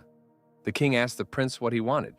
The prince said he wanted to ask a favor, and asked if he had heard correctly, that the duke was now on his way to Marcus Einhart. The duke immediately confirmed this. The prince then asked if he could accompany him, expressing a desire to take advantage of the opportunity to reduce the Marquis's influence and power. He looked at the duke and the king with a conflicted expression on his face, for his real goal on this journey was Silfer. He wanted to make sure he took advantage of this opportunity to win her over. The king asked the prince if he believed he could deal with the Einhart family and defeat them. The prince answered the king's question by saying that he thought he could handle it and that it would be a good experience for him. The king gave permission and ordered the duke and prince to proceed carefully to the Einhart estate. Both understood the order and prepared to leave. Each of them was on his own horses, and the prince told the duke that he was already glad to work with him. The duke replied that now that the prince had joined his mission, he was not sure if there was anything else for him to do. The prince laughed amiably and agreed with the duke's words. However, Klin was still not sure that he was accompanied by the prince, and looked at him questioningly from behind. The prince shouted loudly for everyone to show their enthusiasm, which caused the knights accompanying the prince and the duke to applaud loudly, demonstrating their zeal. They went to the Einhart family estate to investigate and weaken the Marquis's power. Meanwhile, the battle between Marquis and El continued, and the earth shook repeatedly. El was still floating in the air, creating a space hand with his magic, ready to attack the Marquis. However, the Marquis laughed in the face of the danger posed by El's spell, and was surprised at how fast and powerful El's spells were. As El continued his attack on Marquis, the latter couldn't help but think that normally, none of his opponents had the chance to attack him, as he would defeat them the moment they prepared their spell. The eldest son prepared a spell, raising his fingers like Naruto casting a spell. Runes appeared around him, forming a magical circle of fire magic around his fingers. Shortly after, he cast a firestorm spell and sent it towards El. Smiling, he was curious to see how El would handle his attack. El prepared to counter the attack and also used magic to create a massive earthen wall to block the fire attack. The Marquis, who still had no idea that he shouldn't engage in battle with El, took the opportunity to use his lightning magic arrow and attack El. However, El effortlessly parried the Marquis's magic with a few steps and repelled his attack. Now it was Al's turn to strike back. He extended both his hands forward, creating a magic circle around them, which formed a sort of magical armor around Al's body. El controlled the elements of fire, light, wind, water, and earth magic around him, similar to the Avatar from Avatar: The Last Airbender. He combined this magic and threw several stones at the Marquis and his son, who could not believe what they saw. But El wanted to show more and went further, using the same technique and launching a second attack directly at the Marquis and son, not giving them a chance to resist. The eldest son couldn't believe his eyes. He was surprised that El only needed to see his secret technique once, and now he could use it even faster than him. He cursed, but still managed to cast a protective spell and shielded himself with 3 magical barriers to withstand EL's attack. However, the flame was too strong and destroyed every shield. Just before they could reach the Marquis' son, he managed to teleport to safety, dodging the flame. The eldest son teleported high into the air and then planned to catch EL off guard and launch a counterattack. However, Glutton was unable to determine EL's position and frantically looked left and right to find his opponent. Suddenly, Al appeared behind his uncle and told him that he was too slow and would never surprise him like he had just done. He turned around and saw that EL realized he was moving too fast. EL extended his hand again, preparing to finish off his uncle. The shocked eldest son used magic again and quickly flew to the ground, escaping from Al's grip. Al cast some sort of Japanese hentai spell with tentacle-like magical manifestations in an attempt to trap his uncle. The Marquis recognized the spell I used and knew that the net spell was meant to restrict the enemy's movements, but he also knew that his son could easily handle such a spell. The eldest son raised his finger, releasing a small ball that caused a fiery vortex to push back the mesh tentacles. He was sure that such a spell would do little against him. Then EL rushed at his uncle with his magic, but Glutton continued to defend himself from EL's attack with his fire magic. The Marquis watched the spectacle from a safe distance and was pleased that El's tentacle net attack had failed, knowing that net magic was at a disadvantage compared to fire magic, and he smirked smugly. Meanwhile, EL and the Marquis' son continued their intense battle, neither of them willing to give up. The eldest son was clearly on the defensive. EL, who had to conserve some of his strength and could not fight as ruthlessly as his opponents, went on the offensive. The Marquis saw another opportunity to launch a surprise attack. The sky darkened and lightning flashed through the dark clouds. The Marquis extended his hand towards the sky, and magical runes formed around him again. He praised his son for holding back EL, allowing him to prepare the spell. Everything was going exactly as he planned. He looked up at the sky, confident that the next attack would defeat EL when he was ready. The Marquis already had a triumphant smile on his face, knowing that it could all end at any moment. The lightning continued to approach EL, who stood motionless and made no attempt to defend herself from it. He looked at the lightning the same way a deer looks at the headlights of a car at night. But at the last moment he grinned, and with the help of his magic he summoned a massive lightning rod, intercepting all the lightning before it touches him, rendering Marquis's attack completely ineffective. The Marquis could not believe it and considered what had just happened before his eyes impossible. EL told him that his attack was not bad, and he really surprised him. Still unable to believe that EL had successfully defended himself from his thunder strike, Marquis asked what kind of magic it was. Then EL turned around and with a smile on his face asked him why he should reveal this to him. He said that it would be foolish to share such important and valuable information with his enemy. This arrogance, this smirk, and the fact that he couldn't use this power made the Marquis furious. EL looked at his lightning rod with pride, realizing that it was very effective, successfully absorbing all the light magic. He knew that firebending was usually considered the opposite of waterbending. But as a defensive method, waterbending was not very effective since firebending could boil water and burn the waterbending user. From a young age, EL did a lot of research because he was interested in learning about different types of magic. He found that the best way to counter fire magic was earth magic, and that water magic was best countered with plant magic. Against the wind, a magic stone or iron magic will be most effective. Only what to use against lightning magic puzzled him, since it was more difficult than other types of magic. He knew that weak lightning magic could be easily stopped by stone or iron magic, but if it was strong lightning magic, simple stones or iron would not be enough. It was then that he remembered his old readings about lightning rods in his world. It was the first time that El tried this type of magic, and for a first attempt, the result was impressive. It worked perfectly, neutralizing a 7th level lightning spell. EL took the opportunity to look at the Marquis's son. He was also surprised that EL countered his father's magic with his own unknown magic. For a second, the eldest son forgot that he was in the center of a life or death battle. EL took advantage of the moment and shouted at him that this was his end. He summoned his cosmic hand again, which appeared from the portal right in front of his eldest son, and dealt a powerful blow, sending him to the ground. The Marquis looked in shock at his son lying on the ground, unable to fully understand what had just happened. And EL said that now it is a one-on-one fight. Al looked at the Marquis's son and realized that he would most likely lie in bed for a whole year and not be able to move. He pointed to Marquis and told him that he would be next. EL used his flame arrow magic, creating a large number of magical arrows in the night sky, lighting it up and ready to descend on the Marquis. The Marquis stretched his hands forward in fear, realizing that El's magic was no joke, and his situation had become more serious than ever before. He tried to create a shield like he did before to protect himself from El's attack, and then he responded with his own Fire Blast spell, aiming it straight at El. However, El also easily deflected this spell and responded with his own spell, Infinity Magic Arrow. He created arrows in the sky, aimed straight at the ground below him, only much smaller in size. But as the name suggests, there were an infinite number of them. El explained to the Marquis that while these arrows may be smaller and weaker individually, their infinite number makes them extremely powerful. The Marquis did not know what to answer and simply looked into the air in amazement. As the arrows rained down on him, he used shield magic again to protect himself.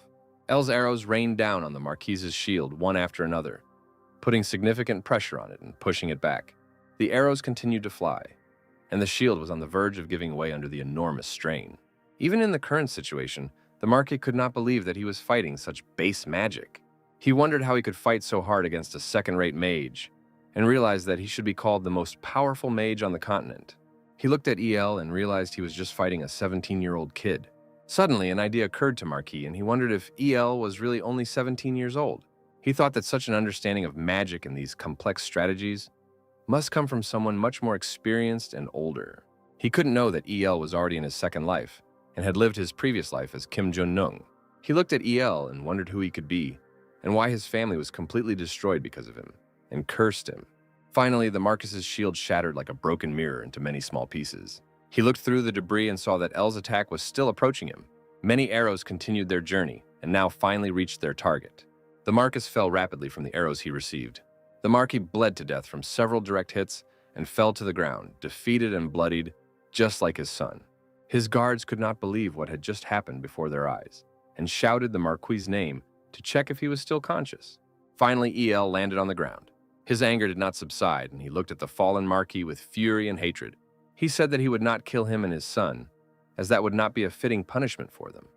Instead, he wanted to take away their ability to use magic, as they intended to do to his beloved mother. The weight pressing down on Marquis increased, pushing him into the ground. El explained that he would not kill them, but still wanted to hurt them more. Runes formed around him, and he was about to cast his bone-breaking spell. And suddenly, a loud bang was heard over the battlefield, and El came to his senses. He turned to his mother and saw that she, along with her sisters, is still standing on the edge of the battlefield. El looked at his family with sad eyes. Unsrina Kana and his mother, who told him that enough was enough, and she asked him to stop. El wasn't sure why she said that and remained silent, looking at his mother in amazement. His mother knew of her son's talent and how great it was, but she could hardly believe that at the tender age of 17, he had already reached the 7th level of magic and was capable of creating such a powerful golem, a golem that managed to defeat a swordmaster with just one blow, something no other mage had ever managed to do before. She realized that her little son had grown into such a powerful magician without her knowledge. However, she also knew that the man El was fighting against was her father, and while she couldn't forgive her father and brother for trying to kill Al or brainwash him, she also couldn't allow Al to kill her father and brother. She told El that he had taught them a lesson and that should be enough. She didn't believe that her father and brother would ever hatch again and carry out such plans. However, Al said he could not fulfill her request. He looked at the Marquis's son and his grandfather. Al said that if he let them go, they would be the ones who would come back for revenge. His mother said that this may be true, but killing them would still be wrong, since, in addition, she explained to El that he still has memory magic, with which he can prove their plans at any time, and therefore they cannot recklessly seek revenge as long as he can use those memories against them. Al thought about it and realized that his mother might be right. Besides, he thought that if he deprived the Marquis of his ability to use magic, the entire kingdom would turn against them. It would mean putting his entire family in danger. El agreed with his mother and stated that he would not harm her father and brother. He turned away from the fallen Marquis and told his family that they should leave this vile place as quickly as possible. Moreover, Al advised his mother that with her abilities and 6th place in magic, they could find a place far away and lead a peaceful life. His mother agreed and humbly wished for exactly what her son wanted, and shamefully admitted that Al was right, and was forced to admit that, although she was the adult between them, she was wrong. Under the full moon and a cloudy night, she had to admit her mistake. After bringing El to Marquis and telling her that it was all her fault that led to the current situation, she looked into Al's eyes and told him that while power might be important in life, love within family was much more important. Al looked at his mother a little melancholically and thought about his family from his past life, but agreed with her statement that family was the most important thing. Al pulled himself together and asked his 2 sisters if they wanted to come with them and continue to be a part of this family. Al's mother, Serena, and Kana were a little confused as to why he suddenly asked this when the answer was already clear. However, Kaina said that she would of course stay with him and go with him wherever he went. Serena also said she wants to be with him and their new mother wherever they go.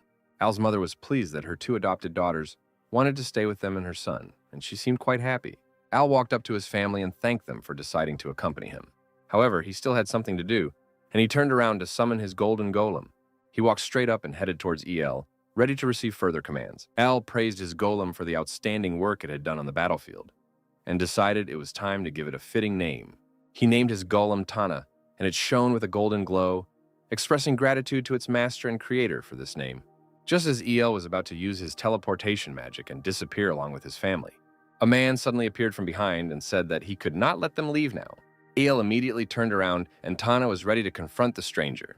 Tana quickly parried the attack of the unknown person who tried to stop El, while El also used magic to protect his family. The attack was furious, and it was difficult for Tanya to stop it. The clash of forces grew stronger and stronger until it caused an explosion that raised a little dust. El realized that this attack was truly powerful. Laughing smugly, the prince stepped out from behind Duke Klin, declaring that he expected nothing less from him, the captain of the royal guard. El immediately recognized him, realizing that the man next to the prince was not an ordinary person. He knew that he needed to step up his game to avoid losing, and he called on Tana to activate the third mode. The golem, who had just defended himself from another attack by the client Duke to protect El and his family, broke another of his seals at El's command, activating his third stage. Tana raised her hand and blocked Duke Klin's attack without much effort. He even managed to push the Duke and the prince back a little. However, when Klin noticed that he was being forced into a defensive position, he stopped the attack, curiously asked El who he was. He was amazed and acknowledged Al's talent, but also noted that a man with such talent should usually fight on the side of the kingdom. El listened to Duke Klin without resistance. The Duke continued to state that he did not really want a conflict with him, but felt he had no other choice given the circumstances. At this point, the prince interrupted him and asked what he was saying, pointing at El. The prince grinned greedily. His thoughts focused solely on achieving his ultimate goal of making Silfer, El's mother, his own. El clenched his fist angrily, immediately realizing the prince's true intentions, and realizing that it was all just a ploy to make his beloved mother his mistress. The moon slowly disappeared behind thick clouds. El told Duke Klin that he needed to apologize, but he had no intention of joining the kingdom, which he stated by angrily pointing at the prince that he would destroy him now. He ordered Tanya to keep the Duke busy until he could accomplish this, which Golem immediately understood and was ready to do. Tana once again channeled the golden energy into her hand and summoned a golden sword, which somehow always disappeared whenever its next seal was broken. Duke Klin and Tana faced each other, preparing for battle. Al hovered in the air, focusing his attention on the prince. He made it clear that he would be his opponent by impressively manipulating the mana around him to strengthen it for his next attack. With intense concentration on the battlefield, Prince El declared that they should begin. This alarmed the prince, as El had already warned him not to look at his mother with his dirty, disgusting eyes. Silfer called out her son's name from below, causing Al to turn around and ask his mother what she wanted now. She begged him to leave it and go away, since it was too dangerous to confront the prince and fight him. El listened carefully to his mother, absorbing every intonation, every hint, and every emotion that penetrated the sounds of her speech. He assured her that they shouldn't worry because he already had a plan. He explained that leaving the prince unpunished would also be too dangerous. He then turned his attention to the soldiers on the ground, along with the Duke and Prince on the battlefield. He raised his hand and cast the Infinity Magic Arrow spell again. In the sky, under the Infinity symbol, a multitude of small arrows appeared, aimed at the prince and his guard. El made a fluid gesture and commanded the bolts of his magic to rain down on his opponents. And in the sky, luminous arrows appeared, rapidly moving downwards, reminiscent of the starry sky. The guards defended themselves by holding their hands above their heads and ducking slightly to deflect the arrows. But Al realized that the attack was not intended to cause significant damage, but rather to disrupt their formation. He quickly created a large hammer and attacked the prince to disorient him. The prince could only marvel as El suddenly appeared in front of him and struck him. With a powerful and critical blow, El swung his hammer, directly hitting the prince. With this blow, the prince went flying far, imperceptibly causing damage. Eventually, the prince and his guards lay on the ground, bleeding and groaning from the serious injuries they had sustained. El placed his massive hammer on his shoulder, knowing that this attack should have caused serious internal wounds to the prince. He knew that external wounds could be easily healed with divine magic, but internal wounds would take longer to heal successfully. Duke Klin was still fighting with Tana, but upon seeing the defeated prince, he still managed to ask how he was doing.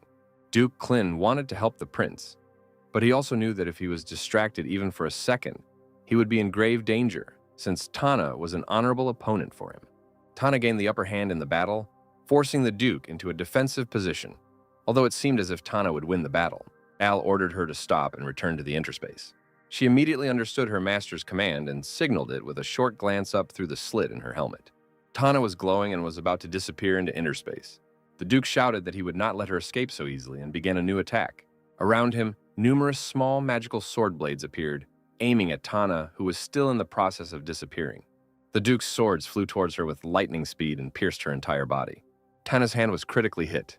As a result, he fell and collapsed to the ground. The Duke laughed with satisfaction, realizing that his attack had worked on the golem. However, not even a second had passed before Tana's hand appeared on her body again, and she moved it to make sure it was attached correctly. The Duke looked somewhat surprised and couldn't help but curse. Tana glowed brighter and disappeared as El ordered. Although the Duke admitted defeat in this battle, he chuckled for a moment, sighed with relief, and was forced to admit that he thought he had caught her in the last attack, but realized that she had disappeared in the blink of an eye. Then the Duke looked at El, who was behind him. Al, who was holding the commemorative coin in his hand, showed it to the Duke. El extracted the memories from the coin and created a copy in the form of a small ball. He looked at the newly created, or the group explained that he would destroy the coin, but made a copy of it earlier. As the prince lay unconscious, bleeding and groaning on the ground, El stated that everything he had done was contained within this memory magic. He emphasized that he would not hesitate to spread this information throughout the kingdom, or even the entire continent if the Duke or his family ever tried to harm him again. His mother and sisters came running to him and were glad that everything went well and he was not hurt. El turned to Duke Klin and apologized for the disturbance and inconvenience. As he used his magic and the runes of his teleportation spell appeared around him, he told the Duke that he hoped they would never meet his enemies again and bid him farewell. The Duke still couldn't believe that El was really a villain, and could only watch in amazement as he teleported away with his family. Duke Klin was not a bad man and also admitted that El was truly a genius, and he wished he had met him under different circumstances. Watching the battlefield closely and seeing the wounded knights, he thought about how to explain the situation and plan his next steps. However, the news of the appearance of a very young mage in his golden knight golem, as powerful as the Grandmaster, spread throughout the continent, covering all the countries. It was a shocking debut in this world. El and his family settled into a new little cottage on the edge of the mountain, having spent some time in peace and quiet without any power-hungry tyrants. The sun was shining, smoke was rising from the chimney, and the general atmosphere was extremely calm. Al tapped his index finger on the table. He thought about what to do next, trying to put the book in the subspace bag. He realized that he had literally destroyed the Einhard estate, defeated his uncle and grandfather, and inflicted severe internal and external damage on the prince. He admitted that he had committed these crimes and would not be able to return to Banzar, where he had originally intended to go with his mother, without causing further harm. El opened the window and saw the bright sun outside. He couldn't even blame the kingdom if they chased and killed him here and now. However, he knew they would never do that, because he still had the memory magic that could prove their dark deeds. He stood by the window and enjoyed the peace around his new home. He realized that he had learned a lot during the fight, which he won very calmly. His casting time, the time it took him to prepare his spells, and his ability to combine spells were better than any other mage on the continent.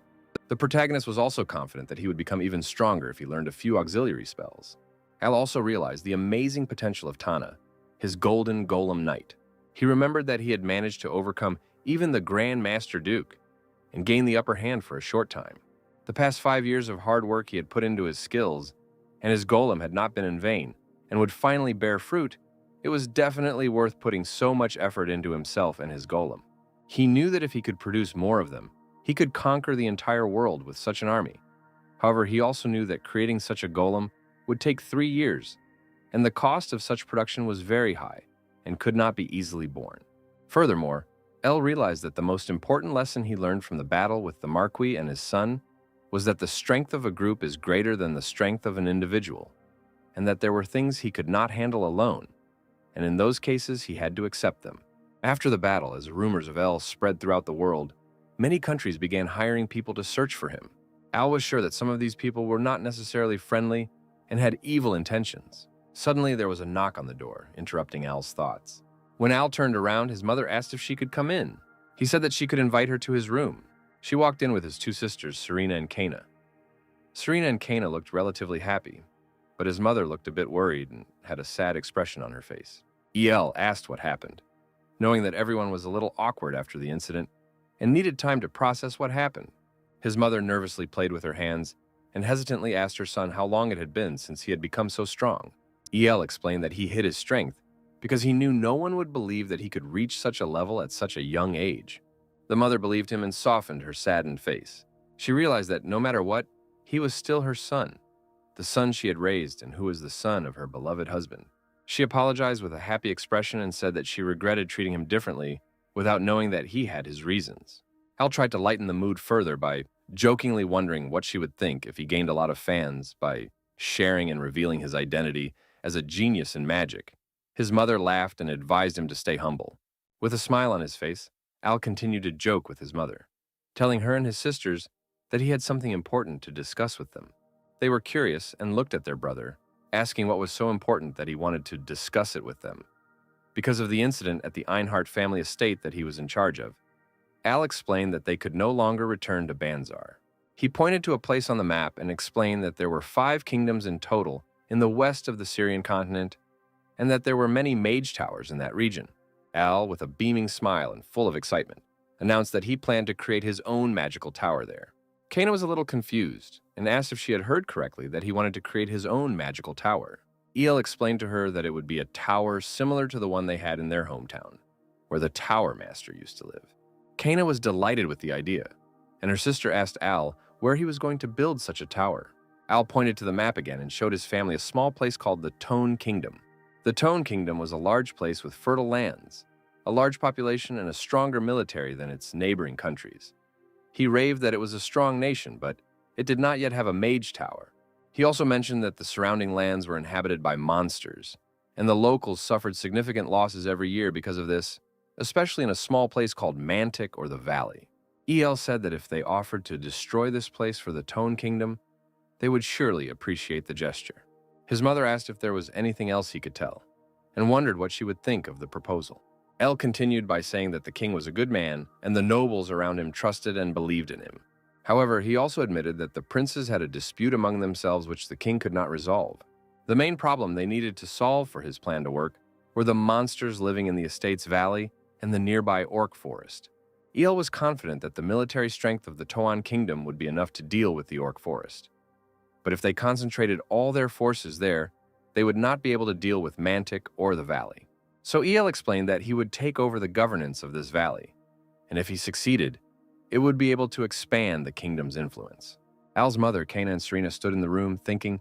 Kana gathered her courage and was the first to ask her brother if they could also find her a master who could teach her fencing.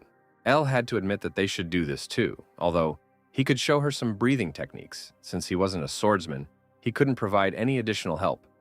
So he told her that they would definitely find a suitable teacher for her. Kana was overjoyed and thanked him. However, Serena also wanted to become stronger and asked her brother if he could help and continue her training. With her hands clasped together, she explained that she had felt very weak during the events at the Einhart family estate. She originally thought that she could defend herself, but when she saw the elf fighting against the Marquis and his son, she realized that she was not as strong as she imagined in terms of determination and ambition, and expressed her desire to become stronger. A sudden feeling of surprise entered Al's heart, causing him to freeze for a moment. But it also made him beaming and happy, as he was eager to fulfill his sister's request. Their mother also said that she wanted to become stronger and asked him to teach her too. "Maybe you should start with using your brain. That will help a lot," he joked. Everyone looked happily at El, who shared the common desire to become them all, and asked if they agreed, smiling at them. After that, it was time to leave your cozy home and prepare for the next adventure, a journey to the kingdom. Faint, incomprehensible sounds were heard in the nearby forest. The king of the Toan kingdom came out with his guards and stopped in the middle of the road. When he heard sounds with alarm, they looked left and right to find the cause. The king wondered with concern whether civilians would continue to be in danger under such circumstances, and whether there was a hero who could save them. Suddenly, a black and creepy shadow in the shape of a devil appeared in front of them, watching them. However, the king and his guards continued on their way, despite the dangerous forest and noise. Eventually, they reached a cliff that offered a beautiful view of the Tone Kingdom. The Duke, a friend of the king, asked him what he was thinking about, whether he was worried and whether there were any problems. The king, looking worried, explained to his friend Lias what he thought of his 3 sons. He described how the conflict between them over who should be his successor was growing more intense every day, and he feared that one day his kingdom would suffer because of this struggle. Lias knelt before his majesty, trying to console him. He said that just as rain falls on the ground and nourishes the earth, he was sure that this conflict between his sons would somehow strengthen and unite the kingdom. He went on to explain that he believed the king should appoint his 3rd son, Prince Judian, as crown prince, for the good of the kingdom, as he wanted to discuss whether he should choose first Prince Maxel or second Prince Kron. As the crown prince king interrupted him with a sigh, he himself knew that Maxel treated people like things, and his personality was not at all like good. It was terrible and cruel. He also knew about his 2nd son Cran, who had qualities similar to Maxel, although not so obviously displayed. He had to admit that neither of the two were fit to be king. Instead, the king recognized that his 3rd son Judian was a warm and friendly leader whom his subjects deserved and whom he would prefer to appoint as king for their welfare. Unfortunately, 90% of the aristocrats supported either his 1st son Maxel or his 2nd son Crane. Among Judy and the reporters was the supreme swordmaster and leader of the royal guard, Captain Duke Lias, and also the capital swordmaster, Captain Count Lumo. This ensured a balance between the 3 sons, since the 2 leaders of the knightly order stood on Judian's side. But the king did not even want to think about what would happen if the 1st and 2nd princes went against their younger brother and tried to overthrow him. The very thought of it made him ache. But he also had to remember the affairs of the kingdom. He knew he had to try to handle government affairs while keeping an eye on the monsters. Suddenly, the king realized that he was talking to himself and wondered where his friend, Duke Lias, had gone. He turned to see Duke Lias and his guards standing tensed before him, ready to protect his majesty. The warning, Duke Lias drew his sword and urged the king to remain at a distance and be careful. The guards realized that they were surrounded. One of the guards asked if they were surrounded by monsters, at which the other guard turned suspiciously and began to laugh dirty. Suddenly, the cunning guard attacked the one who had just asked the question. The king and Duke Lias did not understand what was happening and fell into a stupor. Duke Lias asked why he did such a thing and why he killed his comrade. The wily guard stated that they were enemies from the start, and more hidden guards emerged from the nearby bushes. Duke Lias stood bravely before his king and ordered the rest of the guards to do everything to protect him. The traitorous guards told the king to wait a little longer, and that it was only a matter of time before they captured him. She pointed her sword at him and declared that she wanted to kill him herself and would do everything to achieve this goal. The king realized that he had trusted his guards, who turned out to be traitors. He knelt down on the edge of the rock and asked his god if he had left him and his kingdom. Meanwhile, in the chambers of the magic tower, the master of the tower sat at a table and communicated with 2 other masters of the tower through their magic. 2 magically created screens with runes floated in front of him. One of the mages on the other side of the screen asked why he had initiated this meeting when their master was away. The one who called the meeting and sat at the table was the magical master of the Karasan Tower. He had a cool red beard and mustache, and red hair. The unfriendly mage on the other end of the line remarked that he hoped Cosmin had not forgotten that they all had a lot to do and did not have time to attend this meeting. He raised his finger and began to talk about the first important information. The information was that the plan to assassinate the current king of the Toan Kingdom in Manor Village was already underway. Once the king dies, the first Prince Maxel will take the throne and everything else.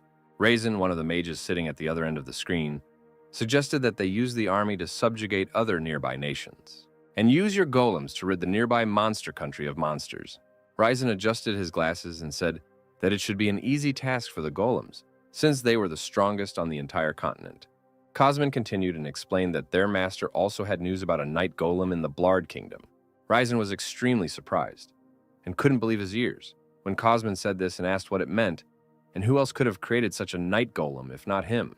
Cosmin explained that a serious incident had occurred in the Einhart family, in which a 7th-level mage and his Olim knight played a decisive role. Raisin was again amazed, his eyes wide open.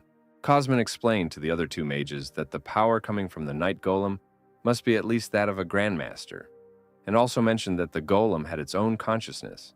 Raisin was speechless and had to think for a moment. And stroking his beard, he continued to explain that if the Araran had disappeared, he would not have been able to create the night golem. Moreover, it will take about 30 days to create his regular golem. Raisin couldn't believe that someone else besides him was capable of creating night golems, and at the level of a grandmaster with their own consciousness, no less. However, Cosman said that this was only half the reason to worry, because he knew that it would take several years to create such a powerful golem. However, he said that they couldn't just sit back and do nothing. So he instructed Raisin to gather information about this golem, and asked if he understood. Raisin wanted to find and do everything possible to find this man and talk to him personally. While the king was in ambush and Cosman, Raisin, and another unknown mage were discussing their insidious plans, our main hero, El, just lay on the wall and calmly relaxed. He realized that he was indeed in the kingdom now, but wondered how he could contact the king. He knew that spreading rumors of his presence wasn't the best idea, as it might attract the attention of the Einhart family in the Blard kingdom, exposing his hiding place. He wanted to somehow meet and talk to the king in a normal and discreet manner, but he couldn't think of any ideas on how to achieve that. He turned away from the wall and desperately wondered what he should do. Al's mother stood next to his sisters, mentioned that she was hungry, and suggested that they look for a small place to eat together. Al straightened up and agreed, as he wanted to eat too. Suddenly he felt something and it hit him like lightning.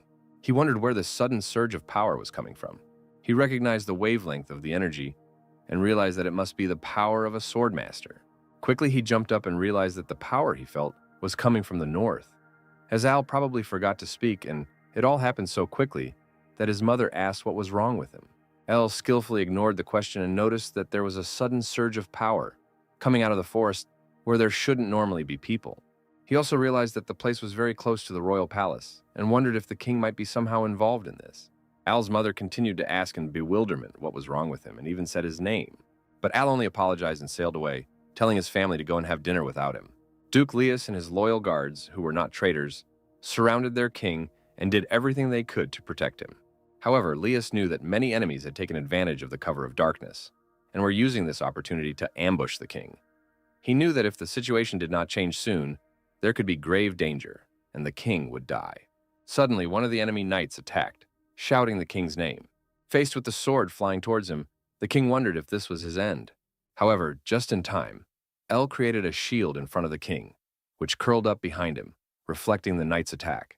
The king looked around in amazement, wondering what had just happened and what had protected him from the warrior's attack. Al flew out onto the battlefield and said he had no idea what was going on, but he didn't like the idea of someone being so treacherously ambushed under the cover of darkness.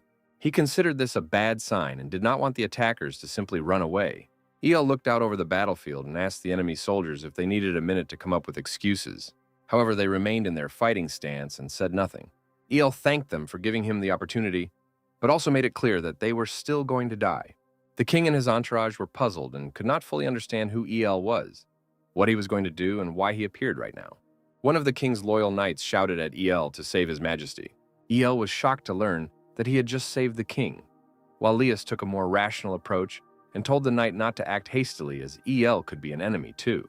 El looked at the king and realized that he was indeed King Lidolf of the Tone Kingdom. He turned his gaze to the enemy soldiers and said that he now fully understood the situation. Recognizing the enemy knights pursuing the king, he explained that he would not spare them for such an act. El raised his hand and formed a small ball of swirling mana and the words suffering and destruction, and this ball turned into a large portal behind him. Shortly after, Tana's hands could be seen reaching through the portal and practically tearing it apart. Al summoned his Golden Knight Golem right at the start of the battle, standing behind him and ready to fight for his master once again. The king and his duke were amazed by this spectacle. Although the king had heard rumors, seeing Els in action, he found it hard to believe that they concerned the little boy. However, he felt an incredible amount of power coming from El and wondered who this young mage was. El raised his hand again and created a small ice crystal, and he fired into the ground to freeze the enemy soldiers who were blocking their escape and immobilize them. He stated that he could defeat them all with one blow and ordered Tanya to continue. However, he instructed her to spare some of the enemy knights so that they could be interrogated later to find out who was behind this attack. Tana confirmed her master's order, and while the king continued to be amazed and admired by El's power, trying to comprehend the extent of his magic and understand it, the enemy knights tried to break out of the ice and fight back, but they were unable to escape, let alone move properly. Tana followed Al's order and rushed forward. As she ran, she extended her hand, calling to her golden sword, which appeared in her hand, a sword enveloped in flames, just like it was on the Einhart family's battlefield. Tana, without wasting any time, swung her sword horizontally from right to left, quickly destroying enemy soldiers and creating a powerful recoil that killed them instantly. The king and his duke were once again overwhelmed by the overwhelming power of El and his golem, trying to understand what happened in that split second. Al thanked Tana, his golden golem, and praised her for her excellent work, to which Tana bowed to him and expressed her gratitude. The king realized that it must be the chief. There were rumors of a top mage in the Tone Kingdom, which was currently only at the 6th level of magic. But if the king could defeat El, his kingdom would finally have a 7th level mage. El approached the king and asked if he was wounded. He introduced himself to the king by his name. The king thanked him for his help, clearly relieved, and El explained that it was nothing and that he had only taken care of a few bad guys. Meanwhile, the king's loyal guards were busy arresting the remaining traitors. The king was amazed that El not only saved his life, but also had the foresight to think further. He invited El to dine with him and emphasized that simple verbal gratitude would not be enough in the circumstances. El played along, pretending to consider the invitation, but eventually accepted it. And this made the king very happy and gave him a radiant expression on his face. The king explained that he would inform his mage of the invitation and order him to deactivate the seal, preventing the invasion of teleportation magic, so that El could refuse the bite within a day. El thanked him for this, and then apologized, stating that he had to leave as he created a magic circle beneath himself and prepared for teleportation magic. However, as he teleported away, leaving the king alone on a rock in the forest, he added that he looked forward to seeing them tomorrow.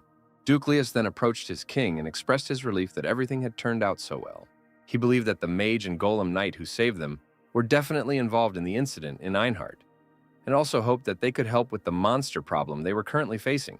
The king turned around and asked his friend if he also believed that El would be able to reach the 8th level of magic, still feeling very joyful, except for the fact that they almost died.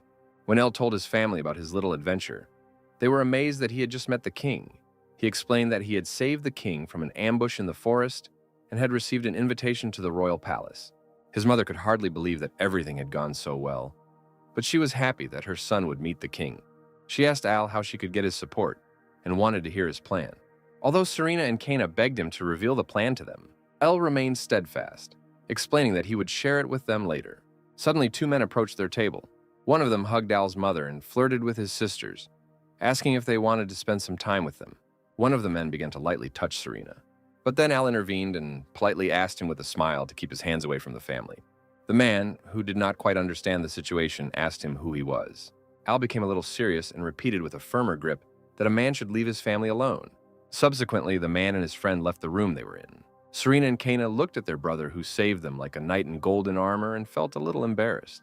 Their mother noticed this and had to suppress a grin. She knew that both her girls were a little scared, and that El was behaving like a real gentleman at that moment. El himself was unaware of the situation, muttered something to himself, and then said that they both should be strong enough to handle the situation on their own. This completely ruined the mood of the women at the table, and El's mother just shook her head. The next morning, which was as sunny as almost always, El said goodbye to his family as he needed to prepare to meet the king.